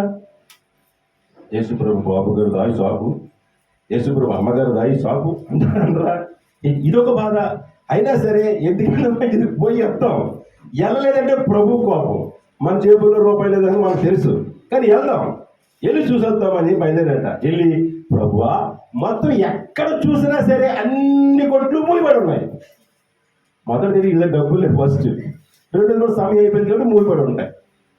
ఒకటి ఈ రెండు చూసి తిరిగి వచ్చి ప్రభువా మేము వీధి సందు అన్ని తిరిగి వచ్చాము, ఎక్కడ కూడా కొట్లు లేవు, మూలిపడి ఉన్నాయి. అయితే ఇప్పుడు ఏం చేద్దాం? ఎక్కైపోయి మంది మొగాలు అందరికీ ఆకలి, చిన్నపిల్ల మొదలుకొని పెద్దవారికి ఆకలితో ఉన్నారు. ఏం చేయాలో అర్థం కాక మొగాలు పెట్టుకొని చూసి చేసుకున్నాక, బాబు మీరు ఎవరి దగ్గర అయినా అంటే మనకు అలవాటు కదా, ఏంటి ఎక్కడైనా తెరగడి సినిమా అయితే గోరెడికి వెళ్ళిపోతాం. గోరు పట్టుకొని వెళ్ళిపోయి గోరు వేసుకుని కూర్చుంటాం అక్కడ, మనకు అలవాటు కదా. ఎక్కడైనా అరికేదా బురదలో అయితే కొన్ని బఠానీలు శనగపప్పులు తీసుకెళ్తే వచ్చాను పూర్వం. ఇది తెలుసమ్మా, ఇప్పుడు అమ్ముతుంటారు కొమ్ము శనగలు, వేపిన శనగలు, బఠానీలు అమ్ముతుంటారు. మీ కొట్లో ఉంటే నాకు చూస్తే గుర్తుంటుంది. అరికదు, మహా అరికది కాలక్షేపానికంటే బఠానీలు అవసరం అంట. ఎందుకంటే ఒక బఠానీ నవ్వుతోకి ఇంచుమించు ఒక నిమిషం పడుతుంది. ఇన్ని బఠానీలు తీసుకెళ్తే అరికది అయిపోతుంది, ఇంటి మీద నీళ్ళు అయిపోతుంది అమ్మా. ఇది అయితే ఇలాగ అక్కడికి వెళ్ళినప్పుడు ఈ కొన్ని తినుబండరాలు తీసుకెళ్ళి అది తింటూ కాలక్షేపాన్ని, ఆ కాలక్షేపం ఉంటుంది. ఆ కాలక్షేపం కోసం ఎక్కడి మహాపురుషులు వింటూ ఈ సినిమాలు చూసేవాళ్ళు కూడా. ఈ అలవాటు ప్రకారంగా యేసుప్రభు అన్నాడు, అయ్యా మీ దగ్గర ఎవరి దగ్గర సరే ఏమైనా ఉన్నాయా అంటే, ఒక చిన్న బాబు లేచి మా దగ్గర ఏమంట 5 రొట్టెలు 2 చిన్న చేపలు ఉన్నాయంట. ఇది 5 రొట్టెలు చిన్న చేపలు తీసుకొచ్చి ప్రభుకి ఇచ్చేది, ప్రభుకి ఏమైనా ఆకలేస్తుందేమో, ఈయనేమైనా తినేస్తాడేమో, ఆ చిన్న పిల్లలతో కూడా ఈయన తినేసేలాగా ఉన్న శిష్యులు అనుకుంటున్నారు బాబు. అనుకుంటే ఈ ట్యాగ్ అనేది చూసిన ప్రభు చూసారంటే ఈ 2 పట్టుకొని ఆకాశం వైపు కన్నులెత్తి, ప్రభువా ఈ 2 చిన్న చేపలు, ఈ 5 రొట్టెలను నువ్వు దీవించి ఆస్వాదించి ఇక్కడ 5,000 మందికి ఆహారంగా సమకూర్చు తండ్రి అని కిందకి దించి అది ఇచ్చాడు. నడవలు ఉంగిపోయి ఒక్కొక్కడికి ఏంటంట, పట్టుబడి 10 కేజీలు పాత 2 రోజులకి లాయమ్మ చేయలేదు, ఈ అమ్మ చేయలేదు, ఆ సాపెత్తలేదు, ఈ అమ్మ వచ్చి ఫ్యాషన్కి వెళ్ళిపోయింది, ఆ అమ్మ పట్టు అడగలేదు, అలా కుర్రోడు చూసే పట్టించుకోలేదు. ఇన్ని మాటలు శిష్యులు నడువు వంగిపోతున్నావు, పట్టు తీర్థనం తరగట్లేదు. తింటూనే ఉన్నాయి, వస్తూనే ఉన్నాయి. ఏమో అలసిపోయారు శిష్యులు. ఇందాక పాస్టర్ గారు చెప్పిన మాట చూసారా, ఏమని? నమ్మకమైన పనివారు కావాలి దేవునికి. హల్లెలూయా. నమ్మకమైన విశ్వాసి కావాలి దేవునికి. దేవుని మాట వినివారు కావాలి దేవునికి. అది ఈ లోకంలో ఎన్నో మాటలు వింటూ ఉంటాం, వస్తూ ఉంటాయి. ఆటు పోటు రాటు లేనిదే జీవితం కాదు. ఇవన్నీ ఉంటాయి. ఇవన్నీ తట్టుకుంటూ మనం పోవాలి ముందుకు, ఇవన్నీ ఓర్చుకుంటూ పోవాలి. దేనికి పోవాలంటే దేవుని చూసి పోవాలి. ఎవరిని చూసి పోవాలి? దేవుని చూసి పోవాలి. ఎందుకంటే చాలా సందర్భంలో మనము దేవుని యొక్క కృపను పొందుకోగలిగిన వారమే ఉండాలి అని ఆశపడుతున్నాను నేను. దేవుని కృప చాలా విలువైనది. నోహావుకి దేవుని కృప ఉంది. ఆ సర్వ లోకాన్ని కూడా నాశనం చేయడానికి ఇష్టపడ్డాడు దేవుడు. ఆ నోహావు నీతిమంతుడు కాబట్టి ఆ నీతిమంతుని కుటుంబాన్ని రక్షించడానికి ఒక వాడను తయారు చేసుకోమని చెప్పాడు. ఎంత శ్రమ ఆలోచించండి. ఆ వాడ ఎంతమంది తయారు చేశారు ఆ రోజుల్లో? ఫ్యామిలీ ఒకటే, అది పెద్ద వాడ. దాన్ని తయారు చేసిన తర్వాత జలప్రాయం వచ్చే ముందు సమస్త జీవరాశుల్ని, ఆడది మొగటి ఇవన్నీ కూడా అందులోకి తీసుకెళ్ళిన ఆయన చెప్తాయి. అవన్నీ అంటే ఇవి వచ్చేసాయి. అప్పుడు డోర్లు వేయబడ్డాయి. ప్రచండమైన వర్షం పడింది. 40 దినములు 40 రాత్రులు. ప్రపంచం అంతా మునిగిపోయింది. అప్పుడే భూమి కొద్దిగా ఒదిగింది. సైన్స్ ప్రకారంగా 365 రోజులు మనం డేస్లోని ఇంకొక రోజు ఉంటుంది 66వ రోజు. ఆ రోజు ఆ బతుకుడు మనం మిస్ అయిందట. మన జాన్ వెస్లీ గారు బైబిల్ వండర్స్ బుక్లో రాయబడి ఉంది. బాగా చదువుకోండి ఒకసారి, ఎవరో కొనుక్కొని చదువుకోండి, లేకపోతే ఈ నెట్లో పట్టిన వస్తుంది. ఆ భూమి కొద్దిగా ఒదిగిందట. దానివల్ల ఒక దినము కప్పివేయబడింది. అలాగంటే మన కృప కూడా చిన్న చిన్న మనలో ఉన్న గుణగణాల వల్ల దేవుని కృపను మనం పాత్రలు కాలేకపోతున్నాం. అందుకనే పిల్లరా, దేవుని యందు భయభక్తులు కలిగి మనం జీవించగలిగినప్పుడు మనం దేవుని ఆశీర్వాదాలు పొందుకుంటాం. దావీదు ఆ ముందుకెళ్తే ఆ లేఖనంలో మాట్లాడుతుంది. చివరి మాట చదివి ముగిస్తాను. మీకు చదువుమా దావీదు ఇందాకనే. కావున నన్ను పంపిన వానికి నేను ఏమి ప్రత్యుత్తరం ఇయ్యవలెను దాన్ని యోచించుము. అందుకు దావీదు నేను మిక్కిలి ఎక్కడట? ఎక్కడ చెప్పండి? చాలా ఇరుకులో చిక్కి ఉన్నాను ఇప్పుడు నేను. ఈ 3 విషయములను ఏది కోరుకోవాలి? చదువు. యెహోవా మహాకృప కలిగిన వాడు. ఆయన ఎంత కృప అంటే ఎంత ఘోరమైన పాపిని క్షమించగల సమర్థుడైన. నేను మనుషుల చేతిలో నేను మనుషుల చేతిలో పడక ఆయన చేతిలోనే ఎక్కడ దేవుని చేతిలోనే పడుదును గాక. పడుదును గాక నేను. హల్లెలూయా, హల్లెలూయా, హల్లెలూయా. మనుషుల చేతిలో పడితే మన జీవితం నరకమే, దేవుని చేతిలో పడితే మన జీవితము స్వర్గమే. హల్లెలూయా. దేవుడు అదే మాట్లాడుతున్నాడు, నీవు నా మాట నేను చెప్పిన మాట ప్రకారం మీరు చేయక ప్రభువా ప్రభువా అని నన్ను పిలుచుంటే ఎలా? ఏంటా చెప్పండి, ప్రభువా ప్రభువా అని పిలవడం దేనికి?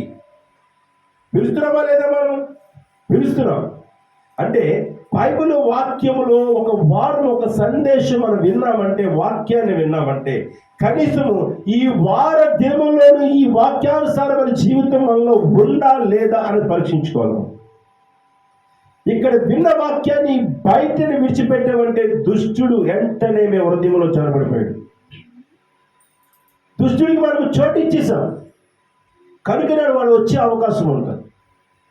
అని రాకుండా మనం ఏం చేయాలట, ఇది నాది కాదు అనుకోవాలి, ఇది నాది కాదు అని అనుకోవాలి. కనుక మనమందరం కూడా శ్రమ పడదాం, ప్రయాసపడదాం, దేవుళ్ళో నలగొట్టబడదాం.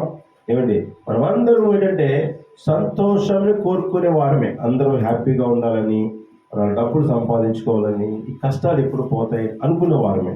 కానీ ఇవన్నీ మనకి ఉండడం వల్లే కొద్దిపాటు దేవుడు మనకు జ్ఞాపకం ఉన్నాడు. ఒకవేళ ఇవన్నీ మనకుంటే దేవుడు జ్ఞాపకం ఉండడేమో అనిపిస్తుంది. ఎందుకంటే సొలొమోను మహారాజు గారు మాట్లాడుతున్నారట, నేను అధిక సంపన్నుడై ఉంటే దేవుడు ఎవడు అంటానేమో. లాస్ట్ వాడు ఉంటుంది. అలాగే పేదవాడు ఏంటంటే దేవుడు ఎక్కడ ఉన్నాడు, దరిద్రం. నేను చనిపోక ముందు ఏడట నేను బతికి ఉండగానే వాటి నాకు దయచేయి. ఏడ ఈ మూడు చూడండి అద్భుతమైన మాటలు. పేదరికమైనను ఐశ్వర్యమైనను దయచేసి ఏడు నాకు ఏమవుతున్నాయని ఐశ్వర్యం ఇస్తే ఏమవుతాడ? చదువు. తగిన ఆహారము నాకు అది చాలు. ఏ పూటకి ఆ పూట ఉంటే చాలండి. దేవుడి దయ ఎక్కువైతే నేను కడుపు నిండిన వాడనై నిన్ను విసర్జించి యెహోవా ఎవడని అందునేమో. ఒక గొప్ప దైవజనుడు, పవర్ఫుల్ మెసేజ్. ఆయన చాలా అద్భుతంగా మాట్లాడుతుంటారు. ఆయన మాట్లాడుతుంటే అందరు హృదయాలు దాని గజగజలాడే ఒక దినమున. మరి అతను పేదరికం నుంచి వచ్చాడు. తల్లిదండ్రులు సంపాదించిన ఆస్తి లేదు, ఈయన సంపాదించిన ఆస్తి కూడా లేదు. ఆ పిల్లలు బట్టి దినదినము పిల్లలు పెద్దవారు బట్టి ఆస్తి కొద్దిగా విస్తరించింది. కొద్దిగా ఆస్తిని సంపాదించుకున్నాడు. ఆస్తిని సంపాదించుకున్న తర్వాత ఇప్పుడు యెహోవా ఎవడు అన్న ప్రస్తావనకు వచ్చేసాడు. ప్రేమ కారణం ఏంటి తెలుసా? చెప్పండి. దేవుడు ఆయనకి ఇచ్చిన ఐశ్వర్యమును బట్టి మనుషులు కనిపించట్లేదు. ఆయనకి మనుషుల మాట లెక్కలేదు. నాదే శాస్త్రం అంటున్నాడు ఆయన. కట్టుబట్టలతో మనం పైకి వెళ్ళాం. కట్టుబాట్లు మనకు కావాల్సింది ఏదైనా కట్టుబట్టలు కలగలమా? వెళ్ళాం. కట్టుబాట్లకి ఇది చేయకూడదు, ఇది ఇలాగే ఉండాలి, నా మాట వినాలి, నా దగ్గరికి రావాలి, నాకు తలవంచాలి, నన్నే అడగాలి అన్న అహము గర్వము ఈరోజు సంఘాన్ని చీల్చివేసేసి దేవుడు ఎవరు అన్న స్థితికి వచ్చింది. ఎవరన్నారు ఇప్పుడు? ఏంటంటే ఆయన దేవుడిని నమ్ముకున్నాడు, ఆయన దైవదాసుడైనా, దేవునికి సేవ చేసేవాడైనా అని అడిగేదంత వరకు ప్రజలు వచ్చేసారు. కారణం ఎక్కువైపోయింది, మితమైన ఐశ్వర్యం అయిపోయింది. ఈ కొద్దిపాటి ఐశ్వర్యం పెరిగేందుకు కారణం ఉంటే సొలొమోను గారు అంత తగ్గించుకుని మాట్లాడుతున్నాడు. ఇంత ఐశ్వర్యం ఇచ్చేప్పుడు దేవుడు ఎవడంటాను. కాబట్టి నాకు ఏ రోజు ఆ రోజు దొరికితే లేక బేదనై దొంగిలి ఒకవేళ పేదవాడిగా పుట్టినకో ఏం చేస్తాడ? దొంగతనం చేస్తాడు. ఒక సహోదరి మార్చబడింది అనుకోరాను. ఎన్నో రోజుల తర్వాత ప్రభు వాళ్ళు తీసుకుంది. అబ్బా జీవితంలో మార్పు వచ్చేసిందాము అనుకుంది.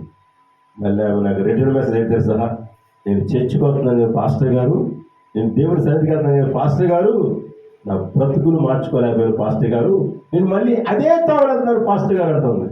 ఎందుకు? ధర్మం మీద వ్యామోహము, ధర్మం మీద ఆసక్తి, ధర్మం మీద ఆశ వదులుకోలేకపోతుంది. కష్టపడితే రోజుకి 500 వస్తాయి, అలాగ చేసుకుంటే వేలు వస్తాయి. దానికి ఆ వృత్తికి అలవాటు పడిపోయి ఎవరు దూషిస్తుంది ఇప్పుడు చెప్పండి? మిమ్మల్ని బట్టి కదా క్రీస్తు యేసు నామమున జనమంది దూషించబడుతుంది అన్నమాట బైబిల్లో ఉన్న మాట కాదా? యేసు ప్రభు వారు మాట్లాడిన మాట కాదా? పౌలు పత్రికలో రాయబడిన మాట కాదా? ఈ మాట ఎక్కడ పెట్టేసింది? పక్కన పెట్టేసింది. ఎవరు దూషిస్తుంది? దేవుణ్ణి. నా వల్ల దేవునికి అవమానం కలుగుతుంది, సిగ్గు శరము నీతి జాతి ఉంటే ఖచ్చితంగా అది విడిచిపెట్టేయాలి. నన్ను తిట్టు పర్వాలేదు, నన్ను కొట్టు పర్వాలేదు, నా దేవుణ్ణి అంటే ఎవరిని? ప్రపంచానికి ఆధిపత్యం వహిస్తున్న అధికారి, రాజుని, మన యూదా గోత్రపు సింహాన్ని తిట్టేవాడా చేస్తున్నాను. నీ బుద్ధి మార్చుకోకుండా, నీ నీతి ప్రవర్తన మార్చుకోకుండా, నీ అపవాద క్రియలు మార్చుకోకుండా దేవుని దూషించేవాడుగా నువ్వు జీవిస్తున్నావు. మళ్ళీ రక్షణ, మళ్ళీ సువార్తలు, మళ్ళీ గొప్ప వాక్యాలు లీలలాగా చెప్పడం మన బ్రతుకు సరిగా లేదని సంగతి మర్చిపోతున్నాం. బైబిల్ గ్రంథం ఏంటంటే వీరికి నచ్చినట్టుగా మలుచుకుంటున్నారు, కానీ బైబిల్ నచ్చినట్టుగా బతకలేకపోతున్నారు. మళ్ళీ గొప్పలో ఏమండి లక్షలు ఖర్చు పెట్టినా, ఇన్ని చేసినా సుఖం లేదు. నువ్వు ఏ రోజైతే నీ హృదయాన్ని పరిపూర్ణంగా మార్చుకోగలుగుతావో నువ్వు ఎక్కడికి వెళ్ళవసరం లేదు. నిన్ను చూసే పోవుడు పని మారిపోతారు. హల్లెలూయా. నేను ఎక్కడికైనా వెళ్ళానా? ఎవరికైనా సువార్త చేశానా? చెప్పండి. ఎవరికైనా కాలు పట్టుకున్నానా? ఎవరి పాదాల మీద పడ్డానా? ఎవరికి చేయి చాపానా? ఎవరు అడుక్కున్నానా? ఏది లేదు. నేను యేసయ్య మార్గం నేర్చుకున్నాను. నా వల్ల ఈ రోజు 2 ఆత్మలు రక్షించుకోగలిగిన గర్వపడుతున్నాను. హల్లెలూయా. ఇది సువార్త కాదా? ఇది దేవుడి వాక్యం కాదా? ఏంటి? నీ నీతి క్రియలే ఎదుటి వారికి దృశ్యమునై కనిపించాలట. హల్లెలూయా. దృశ్యమైనవి అదృశ్యమైనవి వాక్యం ఉంది. నీ నీతి క్రియలు దృశ్యంగా కనిపిస్తున్నాయి. నీ ప్రవర్తన దృశ్యంగా కనిపించాలి. నీ మాట తీరు దృశ్యంగా కనిపించాలి. నీ నడవడిక దృశ్యంగా కనిపించాలి. నిన్ను చూసి వారు బుద్ధిని మార్చుకోగలుగుతారు.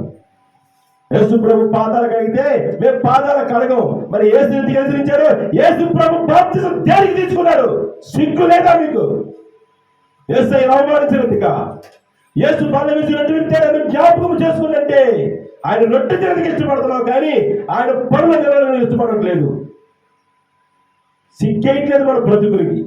యేసు ప్రభు సువార్తికులమని, యేసు ప్రభు సేవకులమని, యేసు ప్రభు విశ్వాసులమని బతకడం దానికి ఉంటే వెచ్చగా ఉండు, లేకపోతే చల్లగా ఉండు.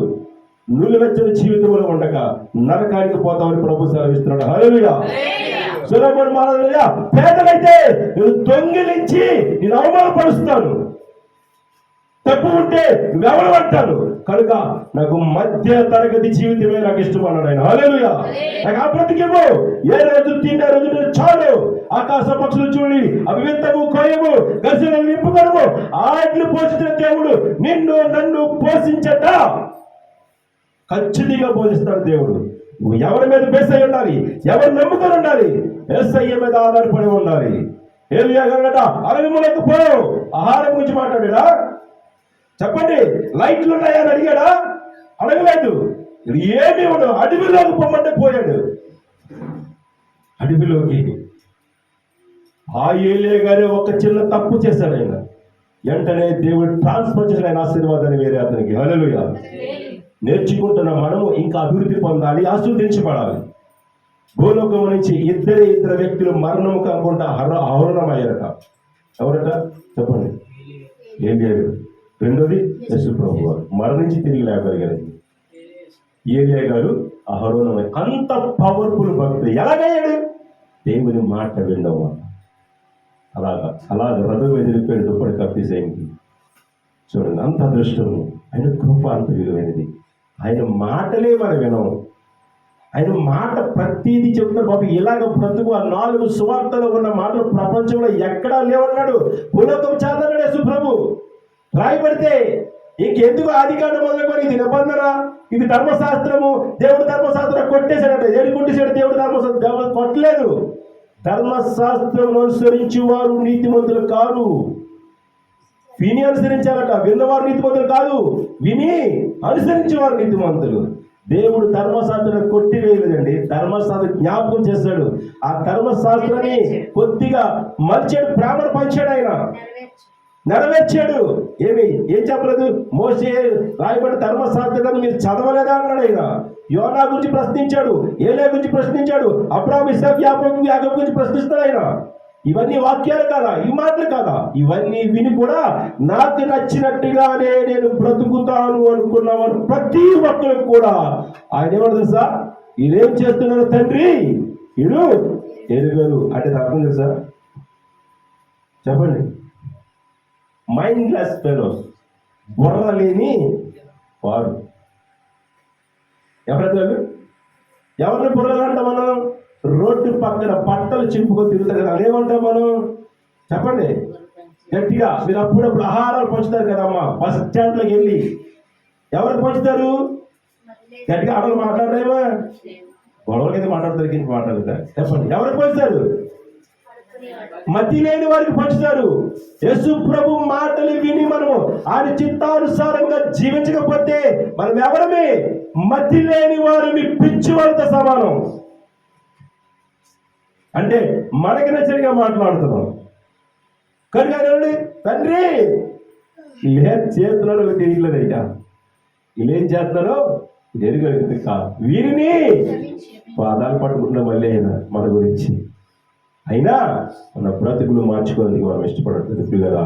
దేవుని వాక్యాన్ని విన్నామంటే ఈ రోజు వాక్యం నన్ను ఇలా కలిగింది, నన్ను మార్చింది అని ఒక సాక్ష్యం నీలో ఉండాలి. వచ్చేవారు సాక్ష్యం చెప్పండి. వారం వస్తే ఎలా చాలా పోతుంది, ఎంత వేగం ఇంటికి వెళ్ళిపోవాలి, ఎంత వేగం ఉడబెట్టుకొని తినేయాలి, ఎంత వేగం పడుకుని పోవాలి, ఎంత వేగం ఇంకోటి చేసుకోవాలి తప్ప అయ్యో ప్రభు సన్నిధి త్వరగా వెళ్తాను, మొదటి జామున ప్రార్థన చేస్తాను, మొదటి గడియ ప్రార్థన చేస్తాను అన్న లక్ష్యం ఎందుకు రాకూడదు మీలో, నాలో అందరికీ? ప్రభువులో జీవించడానికి ఇష్టపడండి. ప్రభు తన కార్యవర్తన చేసుకుంటూ వెళ్తూ ఉంటాడు కనుక దేవుడు చిన్న మాటలు దీవించిన కాక. ఆమేన్. అందరూ లేచి నిల్చోండి, కాళ్ళు పట్టుకుందాం. నీ వాక్యమే నా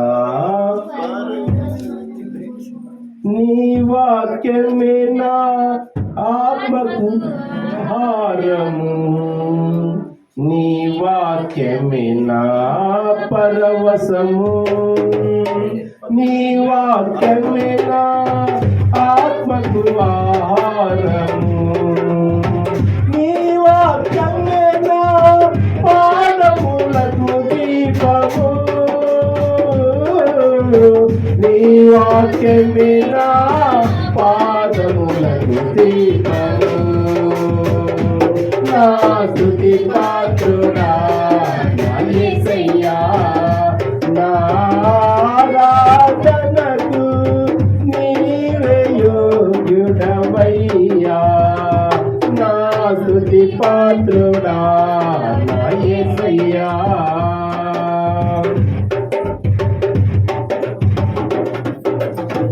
నీ కృపయే నా ఆశ్రయము, నీ కృపయే నా ఆత్మకు అభిషేకము, నీ కృపయే నా ఆశ్రయము, నీ కృపయే నా ఆత్మకు అభిషేకము, నీ కృపయే నా జీవనాధారము, నీ కృపయే నా జీవనాధారము. నా స్తుతి పాత్రుడా నా యేసయ్యా, నా ఆరాధనకు నీవే యోగ్యుడవయ్యా, నా స్తుతి పాత్రుడా నా యేసయ్యా.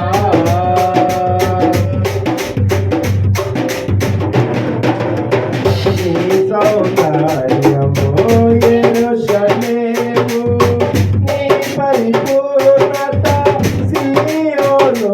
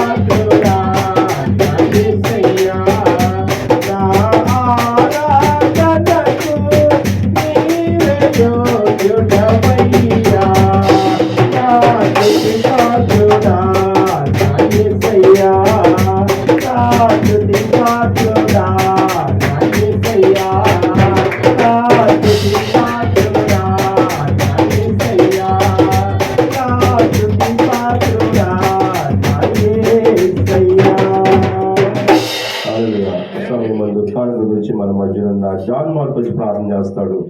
జాన్ మార్క్ మీరు ప్రార్థన చేయమా?